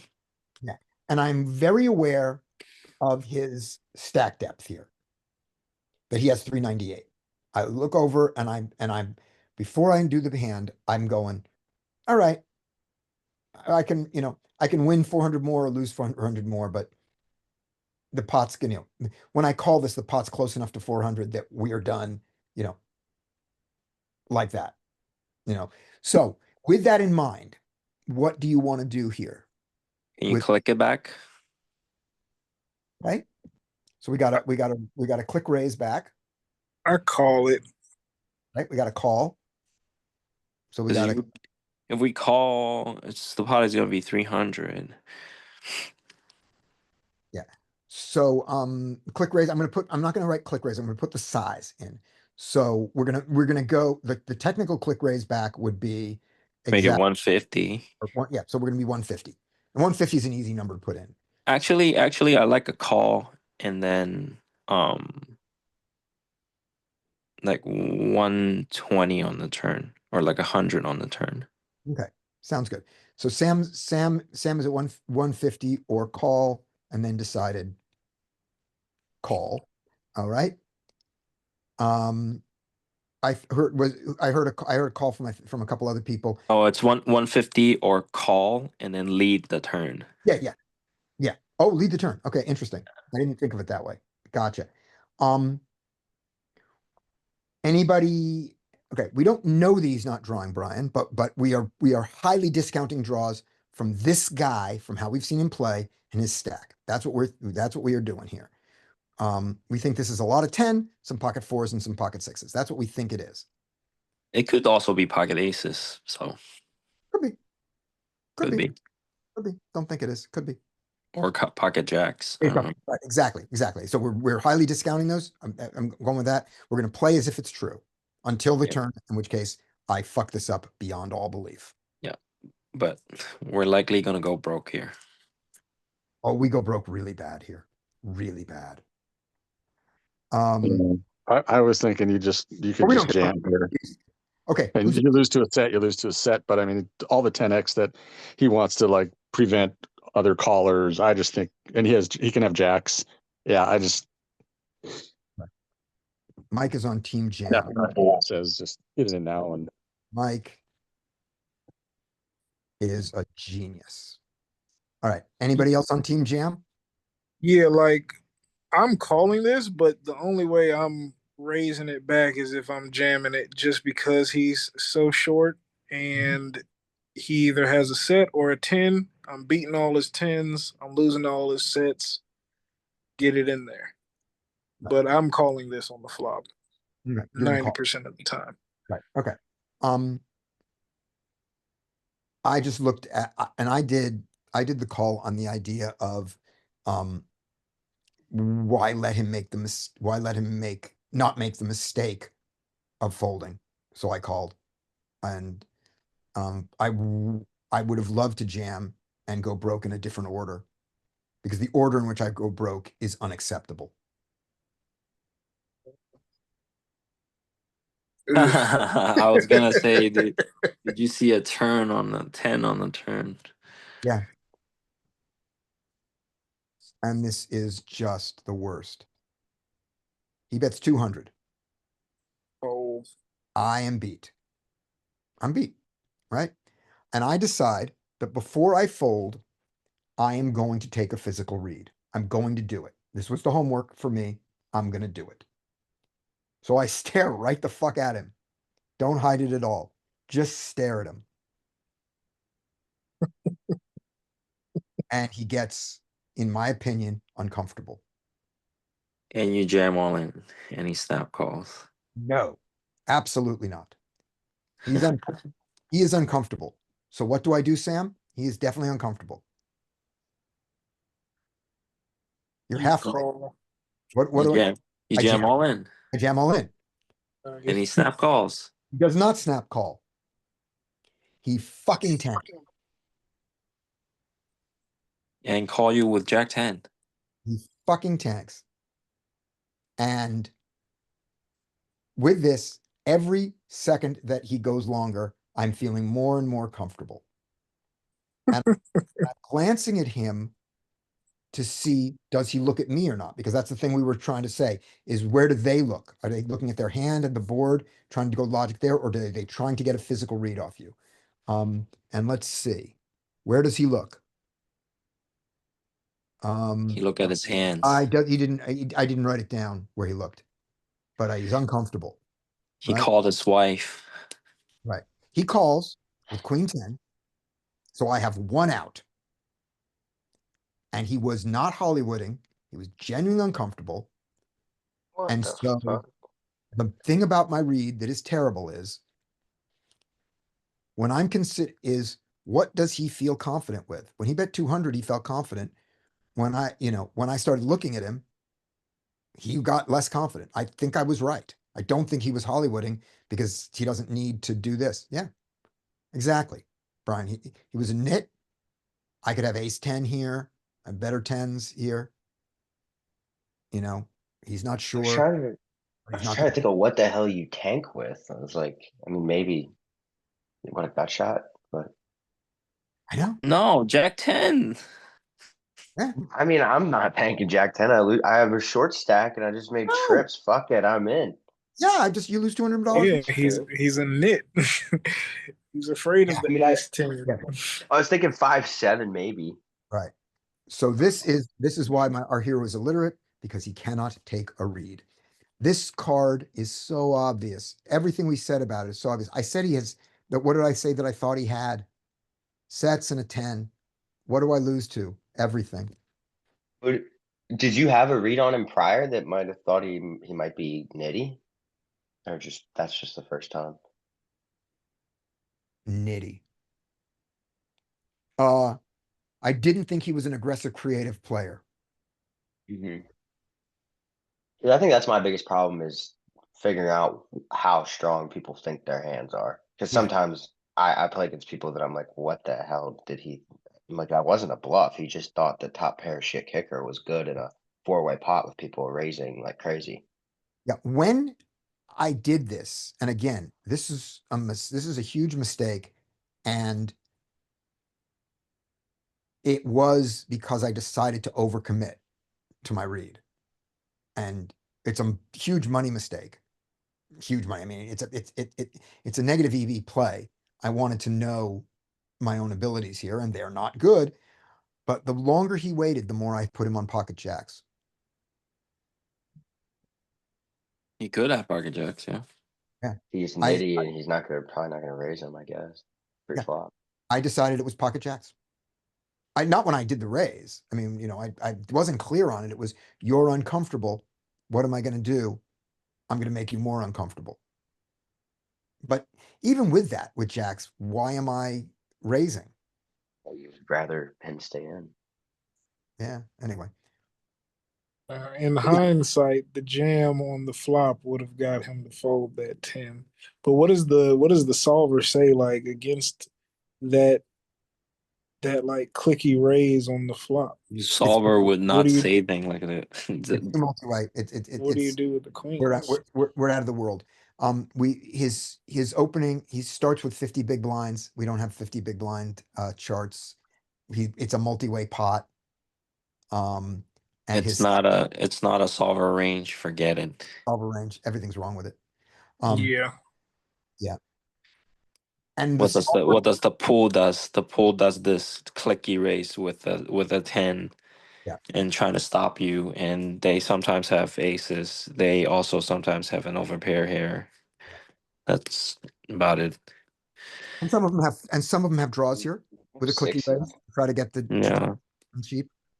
Some of them are raising, are raising for a free card like in old limit poker. Yeah. Does he ever? But Does I he didn't ever think raise a I didn't set? think this guy was raising here on that. Does he raise a set? Sure. Yeah. I mean, I would just keep. I mean, I'm thinking if I had a set here, Yeah. and there's nothing really, not really any draws, especially from you being the pre-flop raiser, I'm probably just gonna call it down, try and get you to put all your money in. And That's true. And the reason I like Mike as a genius here on the jam is not because I think he's going to fold the 10 here. It's not that, oh, I would have won the hand. I just would have rather lose all this money in a different order, in an order I could be proud of instead of an order that I have to be embarrassed by. All right. Last hand. So other people prep your hands, prep your hands. You didn't have to lose the money. I didn't. No, I could have played it better. Just like So do me. you prefer a call there, even though your read says you're beat by everything? No, I prefer a fold there. I'm just wondering if you can.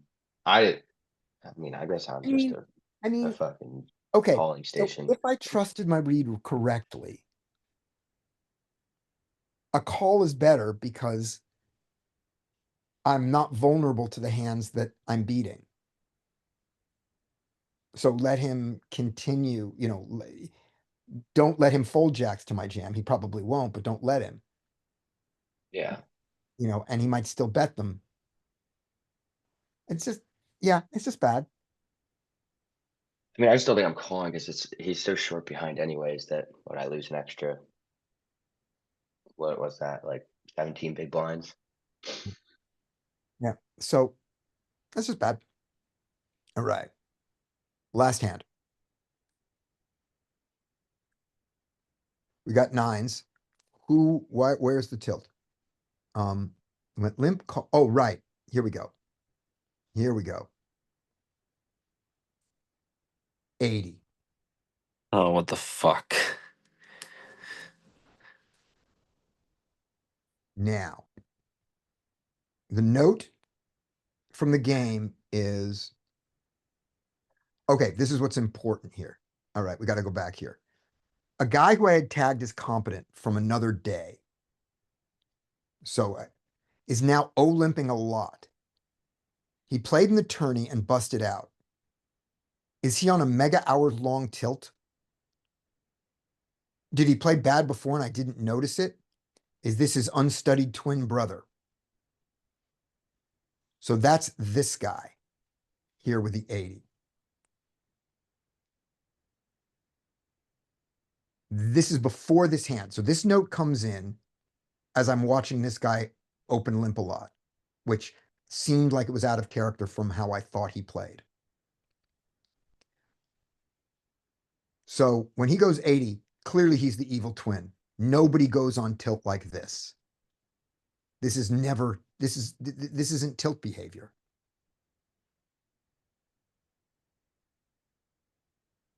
Yeah, fold.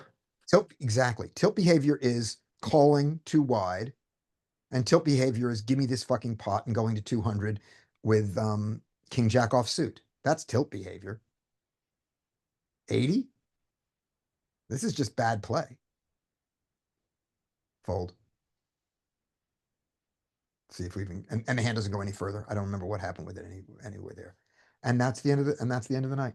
And the reason I put in this note was just that, which was redoing your judgment about somebody.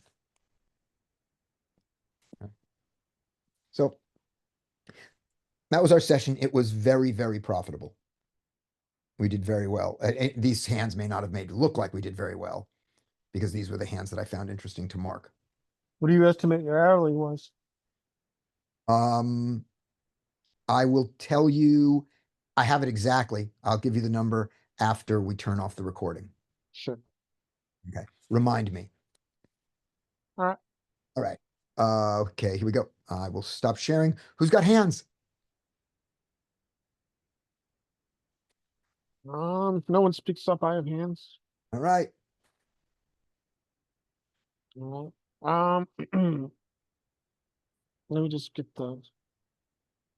And as you're getting them ready, Brendan says 80-20 on the fold and the cold four bet. Oh, this is on the nines. That you're gonna cold four bet the nines. Yeah, I like 80-20 and but folding, but taking the 80 and doing it 100% of the time. There's some, I mean, against some kinds of players, that click raise is definitely, definitely trying to keep people in, but it's such a weird thing to do. So who knows what they think their ranges were there. But with the raise and the call and the raise, and nines, and remember, you're out of position. So unless you take it down right now, you're gonna just be so unhappy.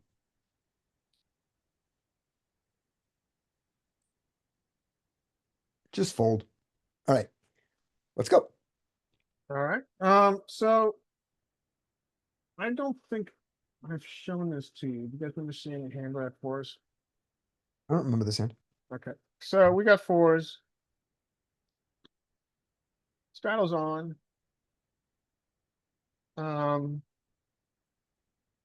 I think we can set mine here. We're deep. 5, 2, about. Right, yes, but what's your feeling about squeezes from the blinds in this game? It's Rare. pretty passive night, actually. Set mine. Go. Oh, Oh, but I hold could- on. Before you set mine, we got to make sure that with the newly adjusted blinds, you have enough to set mine. Sure you do. Yep, Yeah. go for it. You're 100 big blinds deep relative to that. You're 80 big blinds deep relative to that. You're So we decided to set mine here. 82 and a half big blinds. Good. And we're going multi-way. Straddle defends. Great. And we get bottom set. So Yay. We love poker. this is where it gets interesting. Check. He checks. I think at this SPR of, I don't know, 12. I think we're incentivized to get money and even multi-way. I think we want to bet here. What? I mean, I think we can use a lot of sizing here. Which size would you guys use?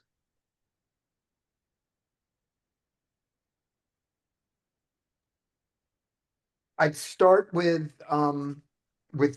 with 10 to 12 and then think about if I wanted to size up. But I would just default to 10 to 12 as my first thought. Yeah, I like that. I mean, I choose 10. I mean, I think in theory, we're supposed to bet small here in this configuration, multi-way. I think we like keeping their ranges wide. I think bigger is fine too. Yeah. With this much equity. It's hard for them to it's hard for the second guy to check an ace. So you're not going to get a call. You're not going to get what you want to do is you want to not have under pairs to the ace fold right now. You want to keep in under pairs to the ace. And unfortunately, that also makes it really, really easy for gut shots and flush draws. And so Yeah, this board is two-tone, the but board I is think weird in that way. But I think we're also, I think it's like about 35% we're gonna improve. So Right. I choose this size and I I get, like it. Yay! and then this, so now we can fast play this. I think fast playing is fine. I generally don't fast play this level of equity, Mm-hmm. but maybe this is a spot where we can fast play. The board has got a lot of draws on it.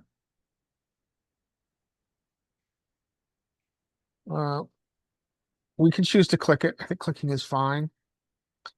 You can shove. I mean, we have a lot of options here. What are you guys doing?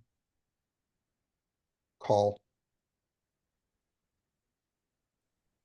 I'd probably call because he could have pocket sevens, Yeah, but maybe that's a little nitty for me. But I would say maybe call this first street, see what he does on the turn. Okay, so Brendan, here's my thing. Are you comfortable going broke with your set here? If he goes all in on the turn or, I mean, or if he checks and, are you trying to get all the money in with a set of fours here? Personally, yeah, I'm comfortable going broke with my fours. The In thing that is, case- my mind goes to if I were to click it back here, Mhm. they're almost only calling with better hands or like the ace high flush draw, which they're never going to fold. It's one or the other. So for the simplification process, and Mike Mike is doing this differently. I would look at this and go, this is a hand that I would like to get all in. And I'm thinking about, until the flush comes in, and I'm thinking about how to do it. And when you're beat, you go, okay, I'm beat. And therefore I ignore his pocket sevens and pocket aces. I just ignore them and go broke to them happily and move on with my life. I don't know that that's right. So Mike is saying, don't get married to the hand. So at what point are you considering folding, Mike, if the flush doesn't come in? What's the action got to be that gets you to fold this hand, Mike?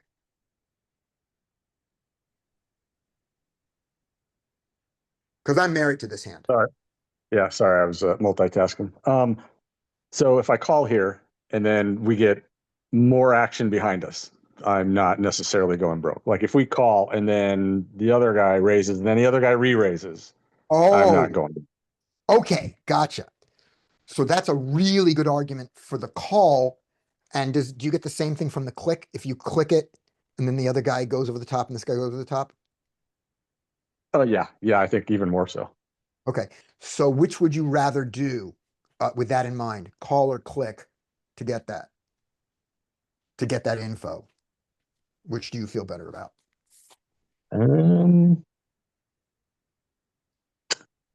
Not sure. Neither. I mean, if I clicked and those two like just went nuts, that's even worse for us, I think. Yeah, but if you call and those two go nuts, that's just as good. Because the important thing is the nuts, is them going nuts. Now, if you Right. click, and the other guy calls and then the other guy goes all in, that's the same. That gives you the same information about his hand. I guess. Yeah. I'd have to see. Yeah. It'd have to be in real time. You know what I mean? Yeah, yeah. Brian wants to raise to not give the big blind to get the straddle good odds. yeah, I think that's an argument. I mean, I think this hand has enough equity, even though it's bottom set. I think it has enough equity to slow play here. So I choose to call. here's where Brian and I disagree on one bit of this, which is I want to call also to give the straddle more of a chance to make a mistake. Yeah, that's So true. I'm giving him odds. True. I just don't. I mean, maybe I am a nit, and I just don't want to give. I don't want to be three ways in a pot with this on a board like this. Okay. With I usually don't want to be multi-way. Sets are an exception. Okay. So for the raisers, just give me the size. When you raise, give me your size. I've got a raise to 150, which is more than a click. So it's a standard 3x raise, and it completely commits the guy with 180. I So mean, we got a raise to yeah, 150. We got a click raise.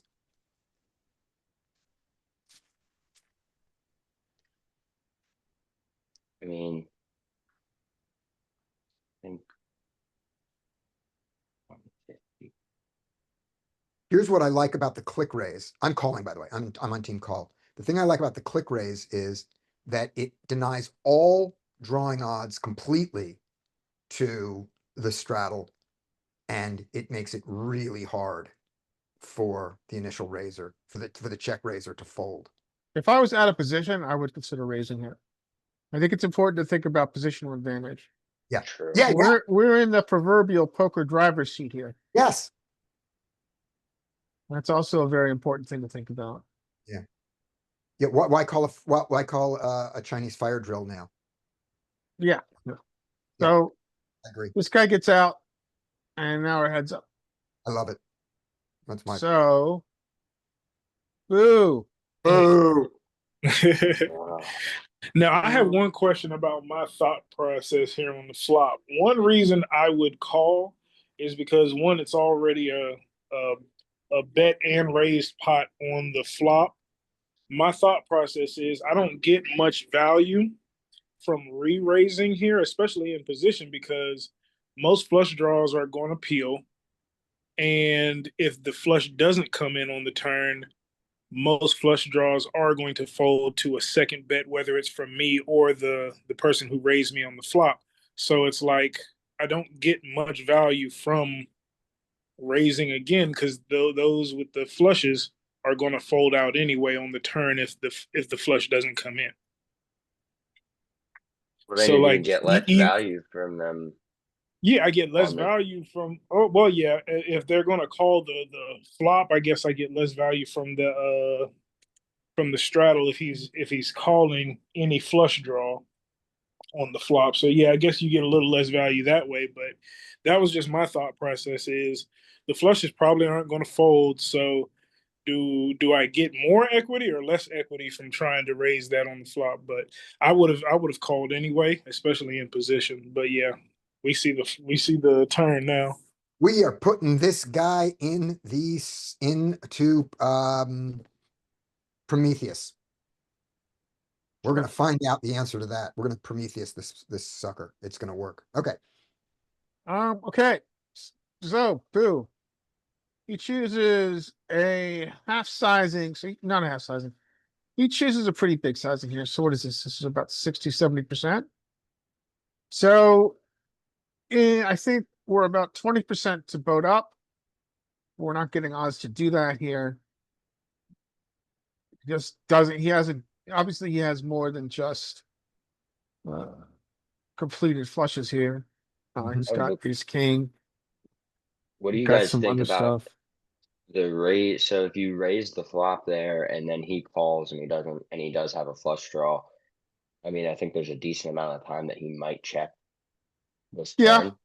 Yeah. And now you So saved people will yourself, donk it, and then but I would check behind that on this turn, and you kind of save yourself some money. Then and be able to bluff catch on the river.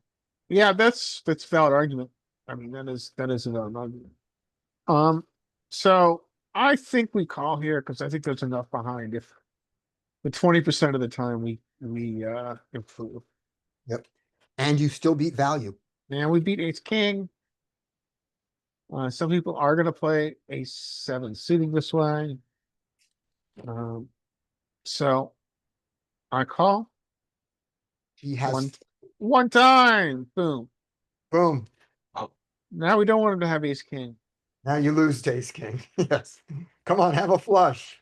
And he checks and it gets easy. We know what our size is here. We're shoving. Shove. And he shows ace Yes. nine. Yes. Oh. We win the pot. Yep. So next 10 outer. You hit a 10 outer. No, you hit a 9 outer. 9 hour. Yeah, that sounds about right. Let me see. He hit a 9 outer and then you hit a 9 outer. Yeah. All right. Me. Nine. Mike, Yep. I've got this in Prometheus. Mike, do you already have it in there? All right, I got it. All right, show it. So here we go. No, Here it- Scotty, sorry, I'm not at my computer. Don't worry about it. Okay, I got it. All right, here we go. So let me move you guys out of the way. Our lovely first big blind has virtually no betting range. So he checks. This lovely guy here with his ace nine suited, which he has. I got it. Why am I not seeing? Oh, I got it. Notice how much, in theory, in the middle of the sandwich, he's supposed to check there. Here we go. Now you can see it better. So He's even checking. He's protecting the checking range with aces, and even ace king, which is usually played pretty Yep. aggressively, he's off. Yeah, there's no hand that even close to bets pure here. Yep. And there's no hand that checks absolutely pure, but they might as well. Okay, so he elects with his ace nine of clubs, a fine hand. That's what he had, 9, right? Yeah. Yep. He Pretty, elects to pretty check, amazing hand. perfectly reasonable.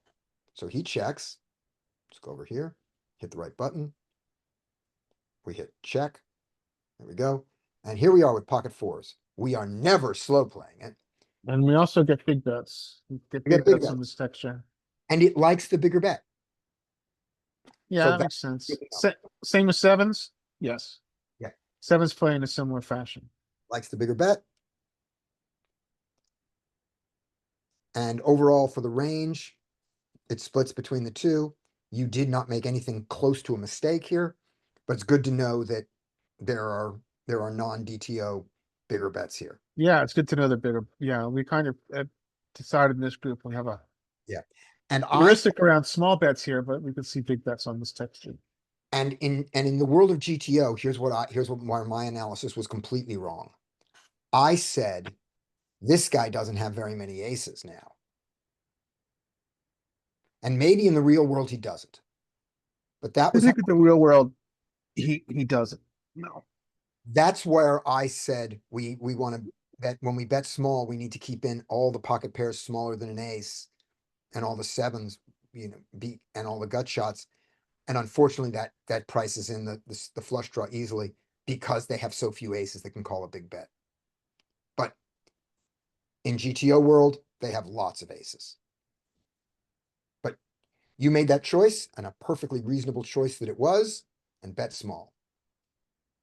This guy has a calling range. We don't know what it is, but he calls. And now, let's get in there and check raise with the ace nine of clubs. Sure. Good on him. Good on him. And he goes to, what The was his big size. He bet Goes to to big size. 50 after a 10. Yeah, okay, so he goes to this. He goes Yep. 50. And now back on the fours. Yeah, All we just, good. yeah, we can mix, but I think, yeah, we didn't. All right. Same with sevens, are raising more. They have more equity here. Yep. Because, A cooler fours. yeah. They're cooler fruits. And aces, you don't have on this line because Call it, it's a, you didn't do a small size on your aces at all? Why do you not have ace? Oh, because you called, pre-flop. You don't have can you ace. see in theory how much ace X we're folding here? All of it. Yeah, so ace nine is uncomfortable. Yeah. Okay, so once you get below like ace 10, you really need to have, well, ace 7 is two pair. Yeah. But like ace 6, ace, those are all gonna be folds without the clubs. Yeah. Yeah. Okay, I mean, it's just important to be, Ace queen without ace queen is folding. I'm sorry, ace king is calling pure. But I got the blue wrong. Ace queen calls, ace jack calls. I think, you know what, I think we can, I think I would fold a lot of ace jack, ace queen here. Yeah. I think we can overfold him. Mhm. Even though ace jack and ace queen are ahead of his particular hand, I think we generally just can overfold. Okay, cool. Yeah, great. The call's totally reasonable and the raise makes sense. That's why it was hard for us to figure out. They both are fine. And the raise size, the raise size. That matters. It's He hard to ra- read it in this, but we might, well, Hold on, we're looking at the wrong street. We're looking at the wrong guy. yeah, we gotta go that we're We're looking at. we're on this guy. We haven't folded yet. This is the initial guy who does all this folding. This is us. No, you just folded the, Right. I folded the just- big blind. you're on the big Oh, blind. no, oh, no, I'm wrong. Sorry. You're right. Here we go. Our fours, and our fours, when they raise, their only size is that's given is Can you this. put it in so I can see it in big blinds? Yes, put it in, and I do that with, I hit this button here, No, you put it in. 23, Okay. Alright, raised to 23 big blinds. got it. Okay, cool. He went 50, which was 25 big blinds. And we go to, no, wait a minute, this makes no sense. Big blinds. The big blind is 2 here, right? Oh, because his opening size is too big. The big blind is 4 Yeah. in the hand. That's how that is. This is a 4 big blind hand. Okay, cool. Big blind open. Okay. So he went to, his raise was to, how many big blinds did he raise? He raised, you bet, he raised 9, you go 20. So you're not clicking it. You're not trying to keep the other guy in. Yeah. So we You're just setting yourself up for a jam on turn. True. Mhm. Okay, next hand. Thank you for the Prometheus visit. Alright. Next hand, ace queen, we like that. This is about. So we're gonna open a 10. And we actually get heads up for once. A pretty good flop for us, I think. I think we're gonna bet here. I think we can use a myriad of sizing. I think I choose a big bet here. Yay. I like I the choose, big size. yeah, I think I choose a big bet because, I think we get big bets on this texture in this position. I could be wrong. But I like my hand. And it's against big blind, he's wide. He calls. You get a notch, kind of brickish 7. I decide to bet big again. Using aggressive sizing on this hand. He calls. Now it gets interesting. You now get 2 pair. Where there are jack 10s. You can see how a jack 10 would get here. Definitely see how a jack 10 with spades would get here. But you know, let's not monster under the bed. He's got some other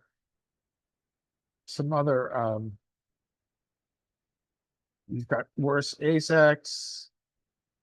He's got 9-7 that gets here. And the question becomes, what size are we going to use? Really, this hand is about our river sizing. How big did you go on the turn? I'm sorry, it was there, but I was putting this in the solve when you did it. You went No big on the worries. turn. So we used, You can go big on the river. so we used a large bet on a B75 on flop. Mm-hmm. We used similar sizing on turn, big sizing. Mhm. And now it's 131. SPR is about 3. And we have a thick value hand. What size we're going to use? 100 at least, 200 at most. Okay, I used 100. Yep. And surprisingly, it was king 7, which he did not choose to check raise on turn. Thank you, sir. Mhm. I wonder if my big sizing kept him from using a check raise on turn. I wonder if that, I don't usually use this bigger sizing. I should use it. I wonder if my turns the fringe benefit of my aggressive sizing strategy here was that we actually did suck out on our own river. Right. Because he check raised on turn. at an aggressive sizing, I might have folded. What do you do on river? On a non-queen river, on a non-queen, non-spade? Um, You I can call- think I use a P75, Okay. so I would use like, yeah, maybe about the same. Right. I don't think this is, I think the size is a little small. Yeah. I think this is an overbet spot. Mhm. I think I should use like.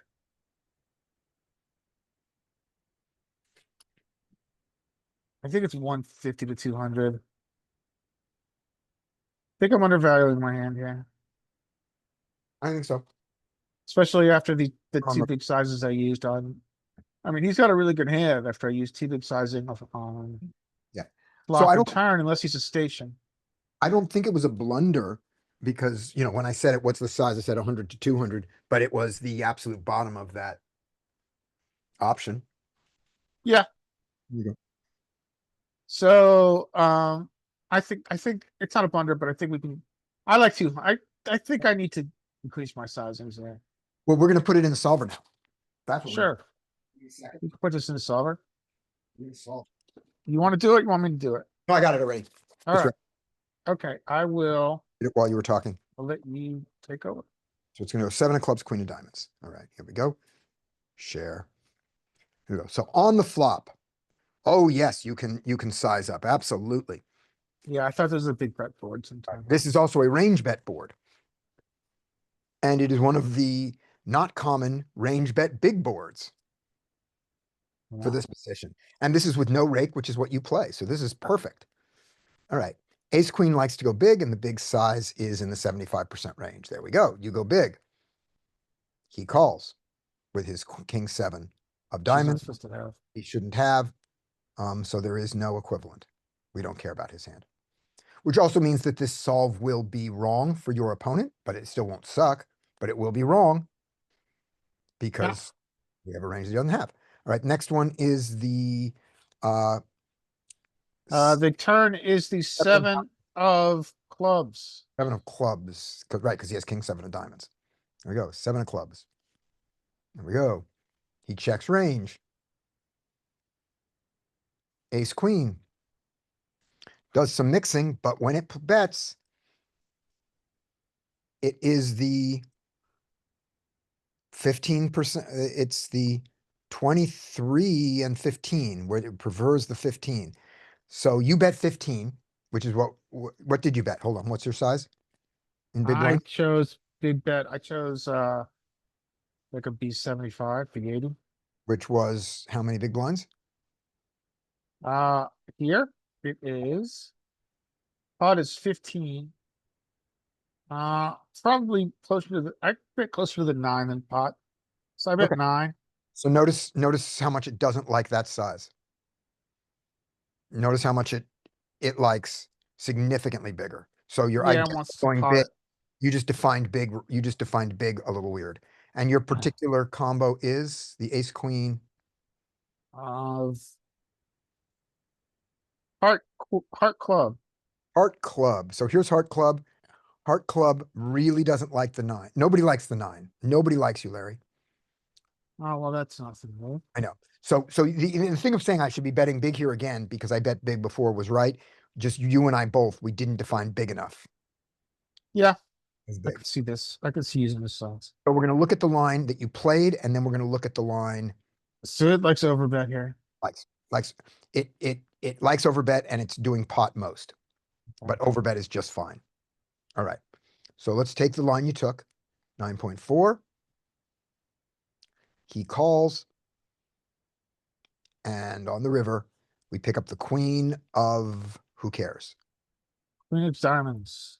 Diamonds. Okay. He checks. And now, when you get here with ace queen, which you do, Checks back. it checks back. This is broken. This is a broken solve. This is what I think is the new term Okay. for this is a ghost line. Because we just don't use this sizing on Okay. turn. Okay. Let's go back and choose a majority size on turn, which he was going to call. We get here. We get 15, he calls. We pick up the same queen of diamonds. Notice this king nine, he's not. It's king nine, he's not overbetting. He checks and he has the equivalent of king. And you now, oh, it's still like in the majority line. Wow. It's not as confident when it bets pot. I wonder if it's because the jack 10 beat, so maybe he wasn't up jack 10. The jack 10 does not, Okay, let's yeah, the jack 10 gets there. I Okay. wonder if it's the jack 10. How much does he have jack 10? so we bet jacks because we blocked the so look at tens and jacks. Yeah, we block the, They are and these are bluffs, right?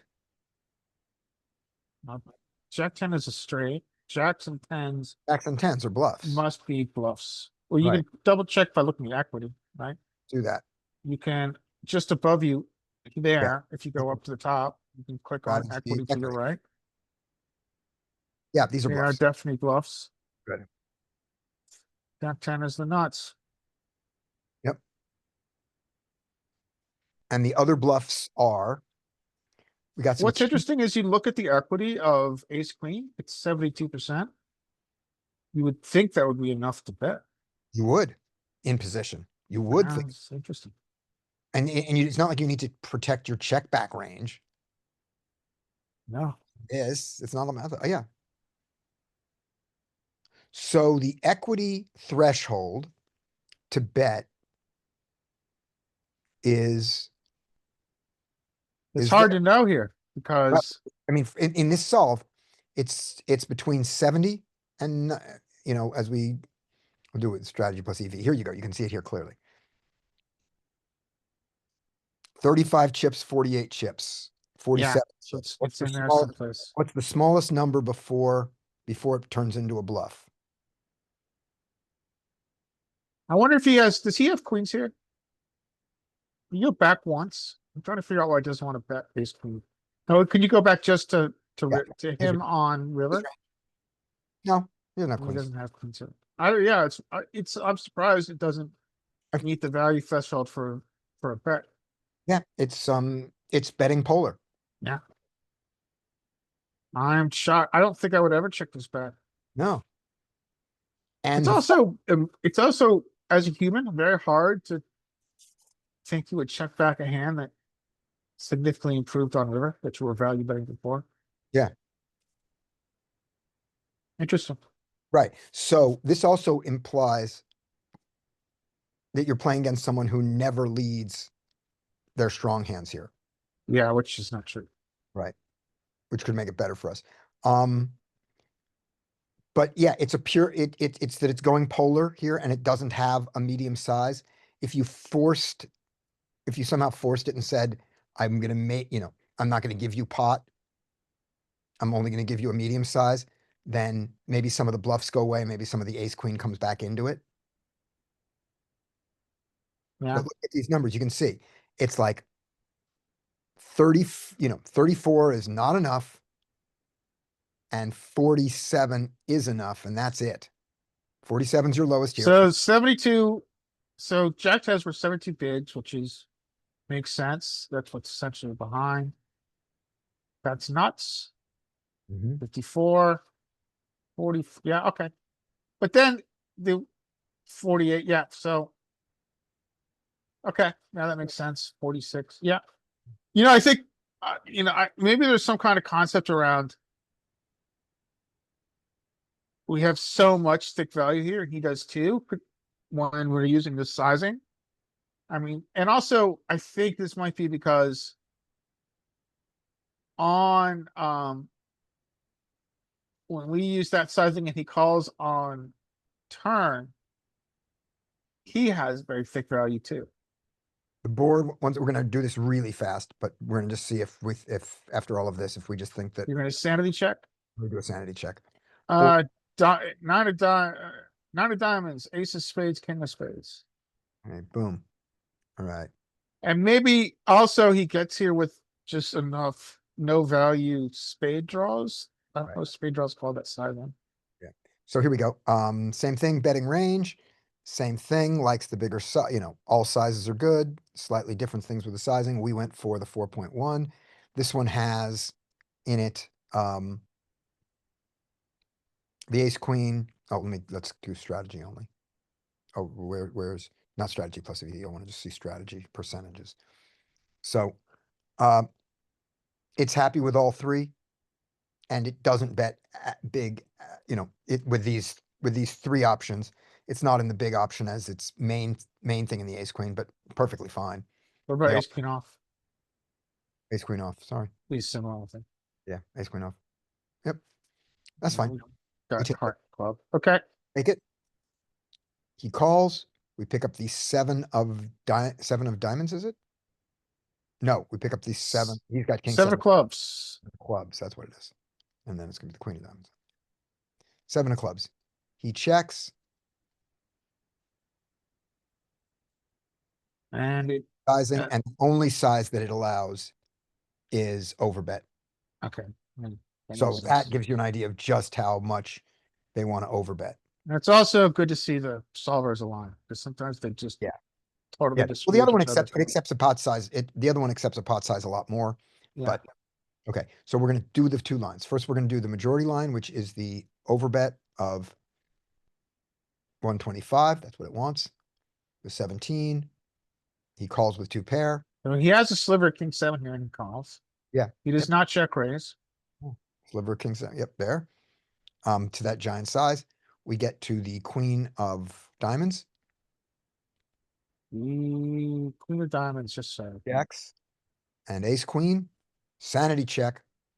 After betting that huge, Yeah, I think his range is so heavily filtered. now that let's we go down. just don't have to value it this low. Now let's go down from 125 to 75, which is what you did. You bet around 10, right?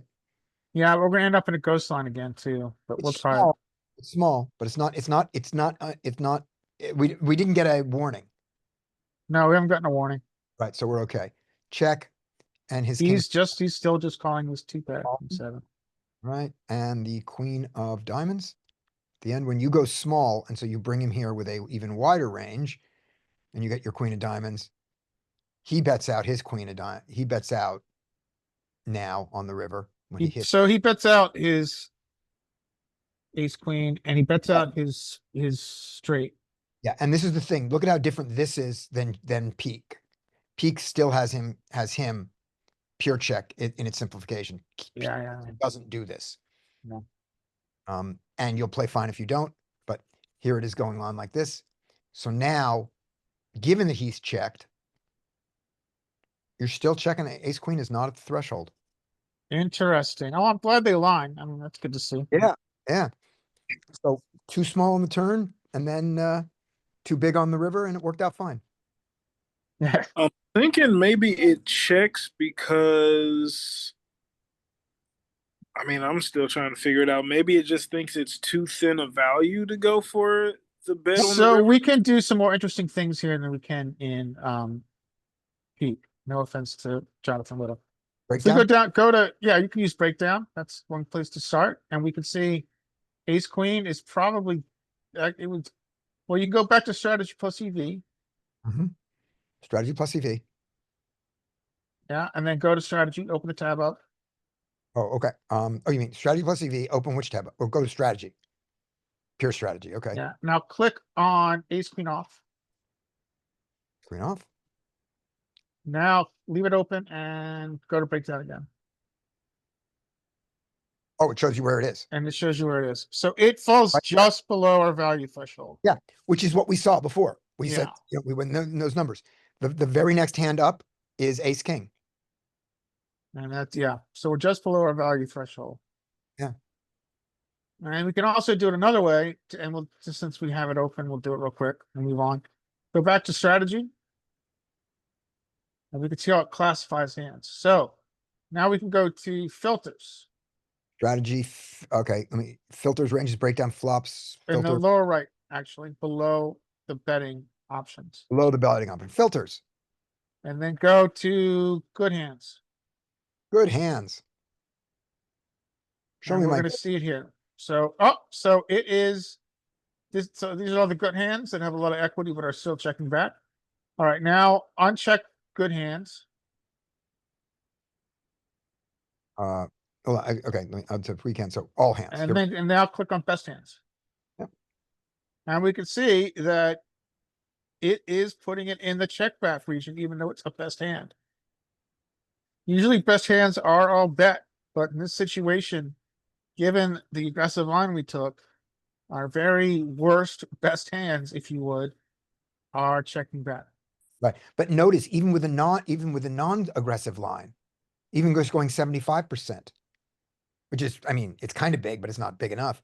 It still says this isn't good, that two pair is not good enough. And shocking. so, and then there's, and then you could see, if you look at just hand strength, we really, the way to think about this, when we take this line, is that we need to set the value bet. You could simplify it in some way. Ace king. Our ace king, yeah, our best two pair. Yeah. So again, I think this is just mostly a factor of our aggressive line. Mhm. Big bet, big bet.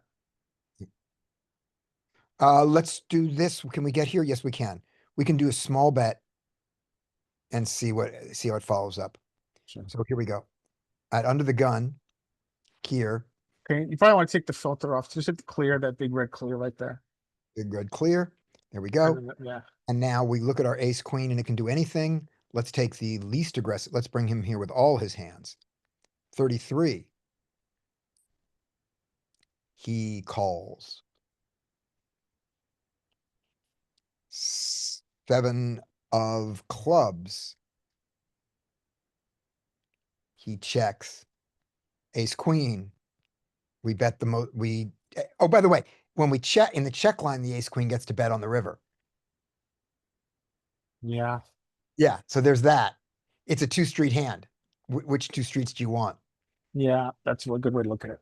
Once again, let's go to the common size, which is 11.4. This is, again, overbet. Overbetting that. He calls. We make it to the river with the queen of diamonds. He checks. He has a pure check now. He doesn't have any fun stuff. Still not good enough. Interesting. Right. And then the last thing is this.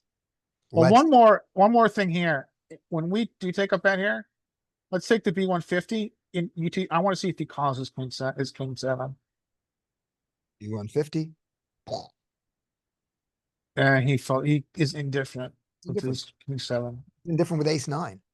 Different with ace nine. Different with ace queen. The straight got there, and there's lots of sets in our range, I think. All right. So when we do this, though, when we don't bet the turn, because remember, we did a lot of not betting the turn with our ace queen. Now we're going to bet the river. Check, check. Queen of diamonds comes. He does a ton of betting, but when he checks, we bet the river. Oh, yeah, now we're in the value region. As does ace 9 and ace 7, as do all the 2 pairs. I think you're confirming that this is a 2-seat hand.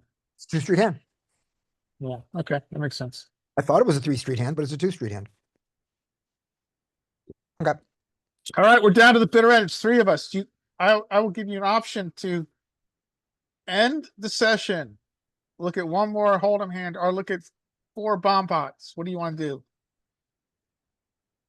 I say let's do a hold'em hand and let's do the 4 bomb pots another day when we have more than the bitter end. But actually, it's more on Brendan. Brendan, what do you want to see?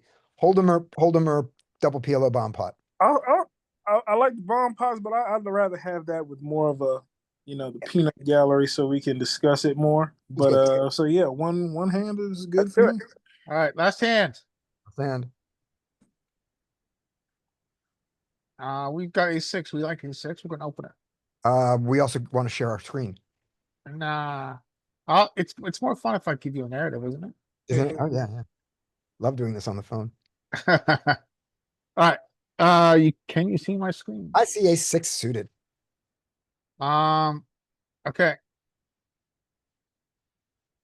We now going heads up, we're very deep. Yes. This is great. We are about 200 big blinds, 220 big blinds. Yeah. And we get this very interesting flop. I think we can do a lot of things here, including big bets. I'm not sure what I do. You He can bet big on checks. it. I'm confident you can bet big on this. Yeah, I would bet big, me personally. Yeah, we do get big bets here. So I choose a big bet.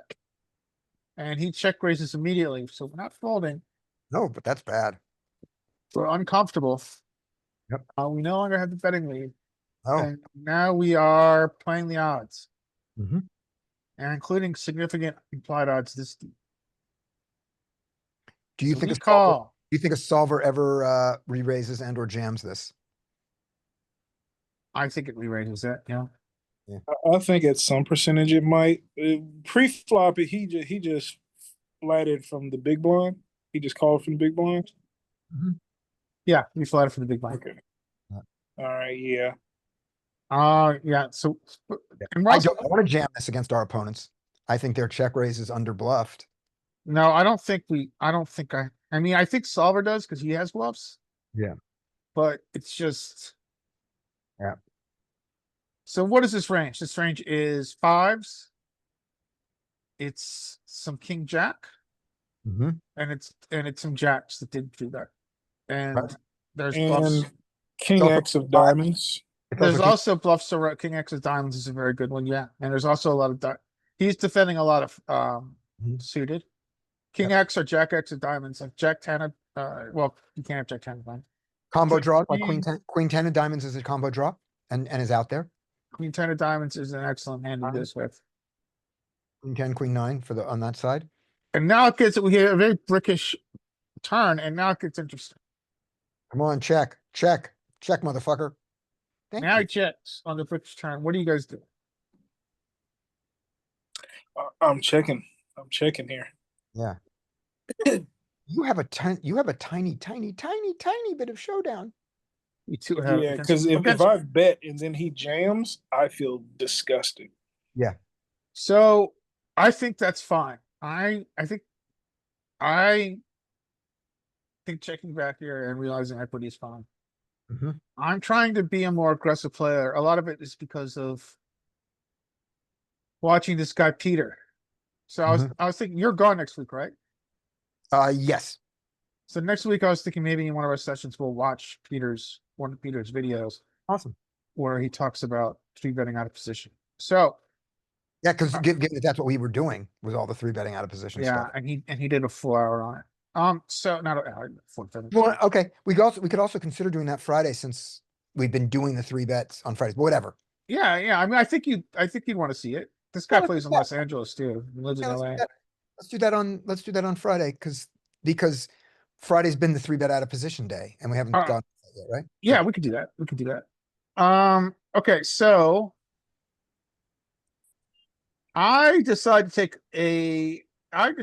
I'm gonna construct a 2-street bluff. I'm now trying to get comfortable with Mhm. um So you bluffing my want to stack. you want to get called here.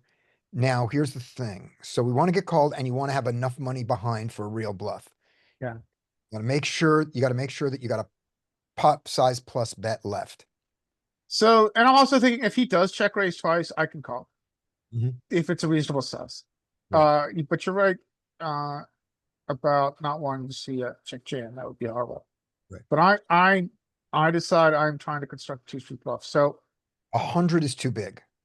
yeah, I think Yeah. half I pot was here is thinking okay. like 60. I was thinking like 60 to 80 would have been okay. Yeah. 60 See, works. and I'm with you there because like even on like my poker tracker, it says like I'm too not aggressive enough on my turn bets, but it's like usually when I bet the flop and get called or get raised on the flop, I'm usually in a bad spot. So at that point, if they check back to me, I'm more willing to check the turn instead Yeah, I mean of the check raise is continuing aggression, but I don't know. the check raise is not is underbluffed Yeah. generally. I mean, this is going to be sometimes. I mean, I think 10 10-9 diamond is very common here, something like that, but. So before you do go on, this 60 buys you something really nice if you trim it down to 55. And that's what, so, look at you. Just see why. Click it. 55 is 90. 90 would make it Yeah, no, click, 210. go forward and you'll see it. We'll go right to the number. So you did 60. Go here. So he calls you. Right? And the pot is 241 now, right? And Oh, it makes it a pot size, not, yeah, it's just a little bit he's under got pot. 232 back, right? Now, if you take it out, the pot goes down by 10 and he goes up by 5. So you're at 231 and he has 237. And now you're slightly over pot. Yeah, I see your point. I see your point. Ugh. I just This want is- I want your bet on the river to be slightly over pot at least. Yeah, I think that's a good idea.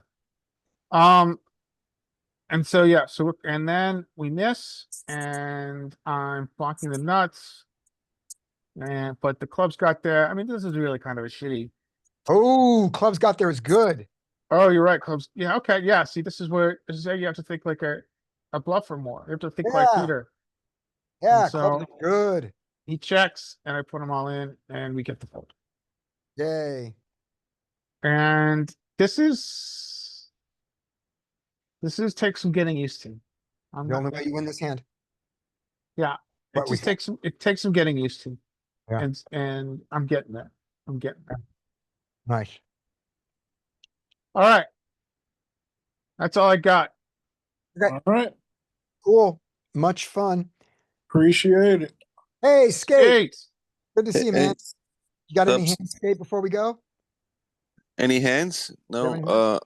Actually, no. Okay. Not that I've looked at. No, I just woke up. Next time. Good to see you, man. You too. See you Friday.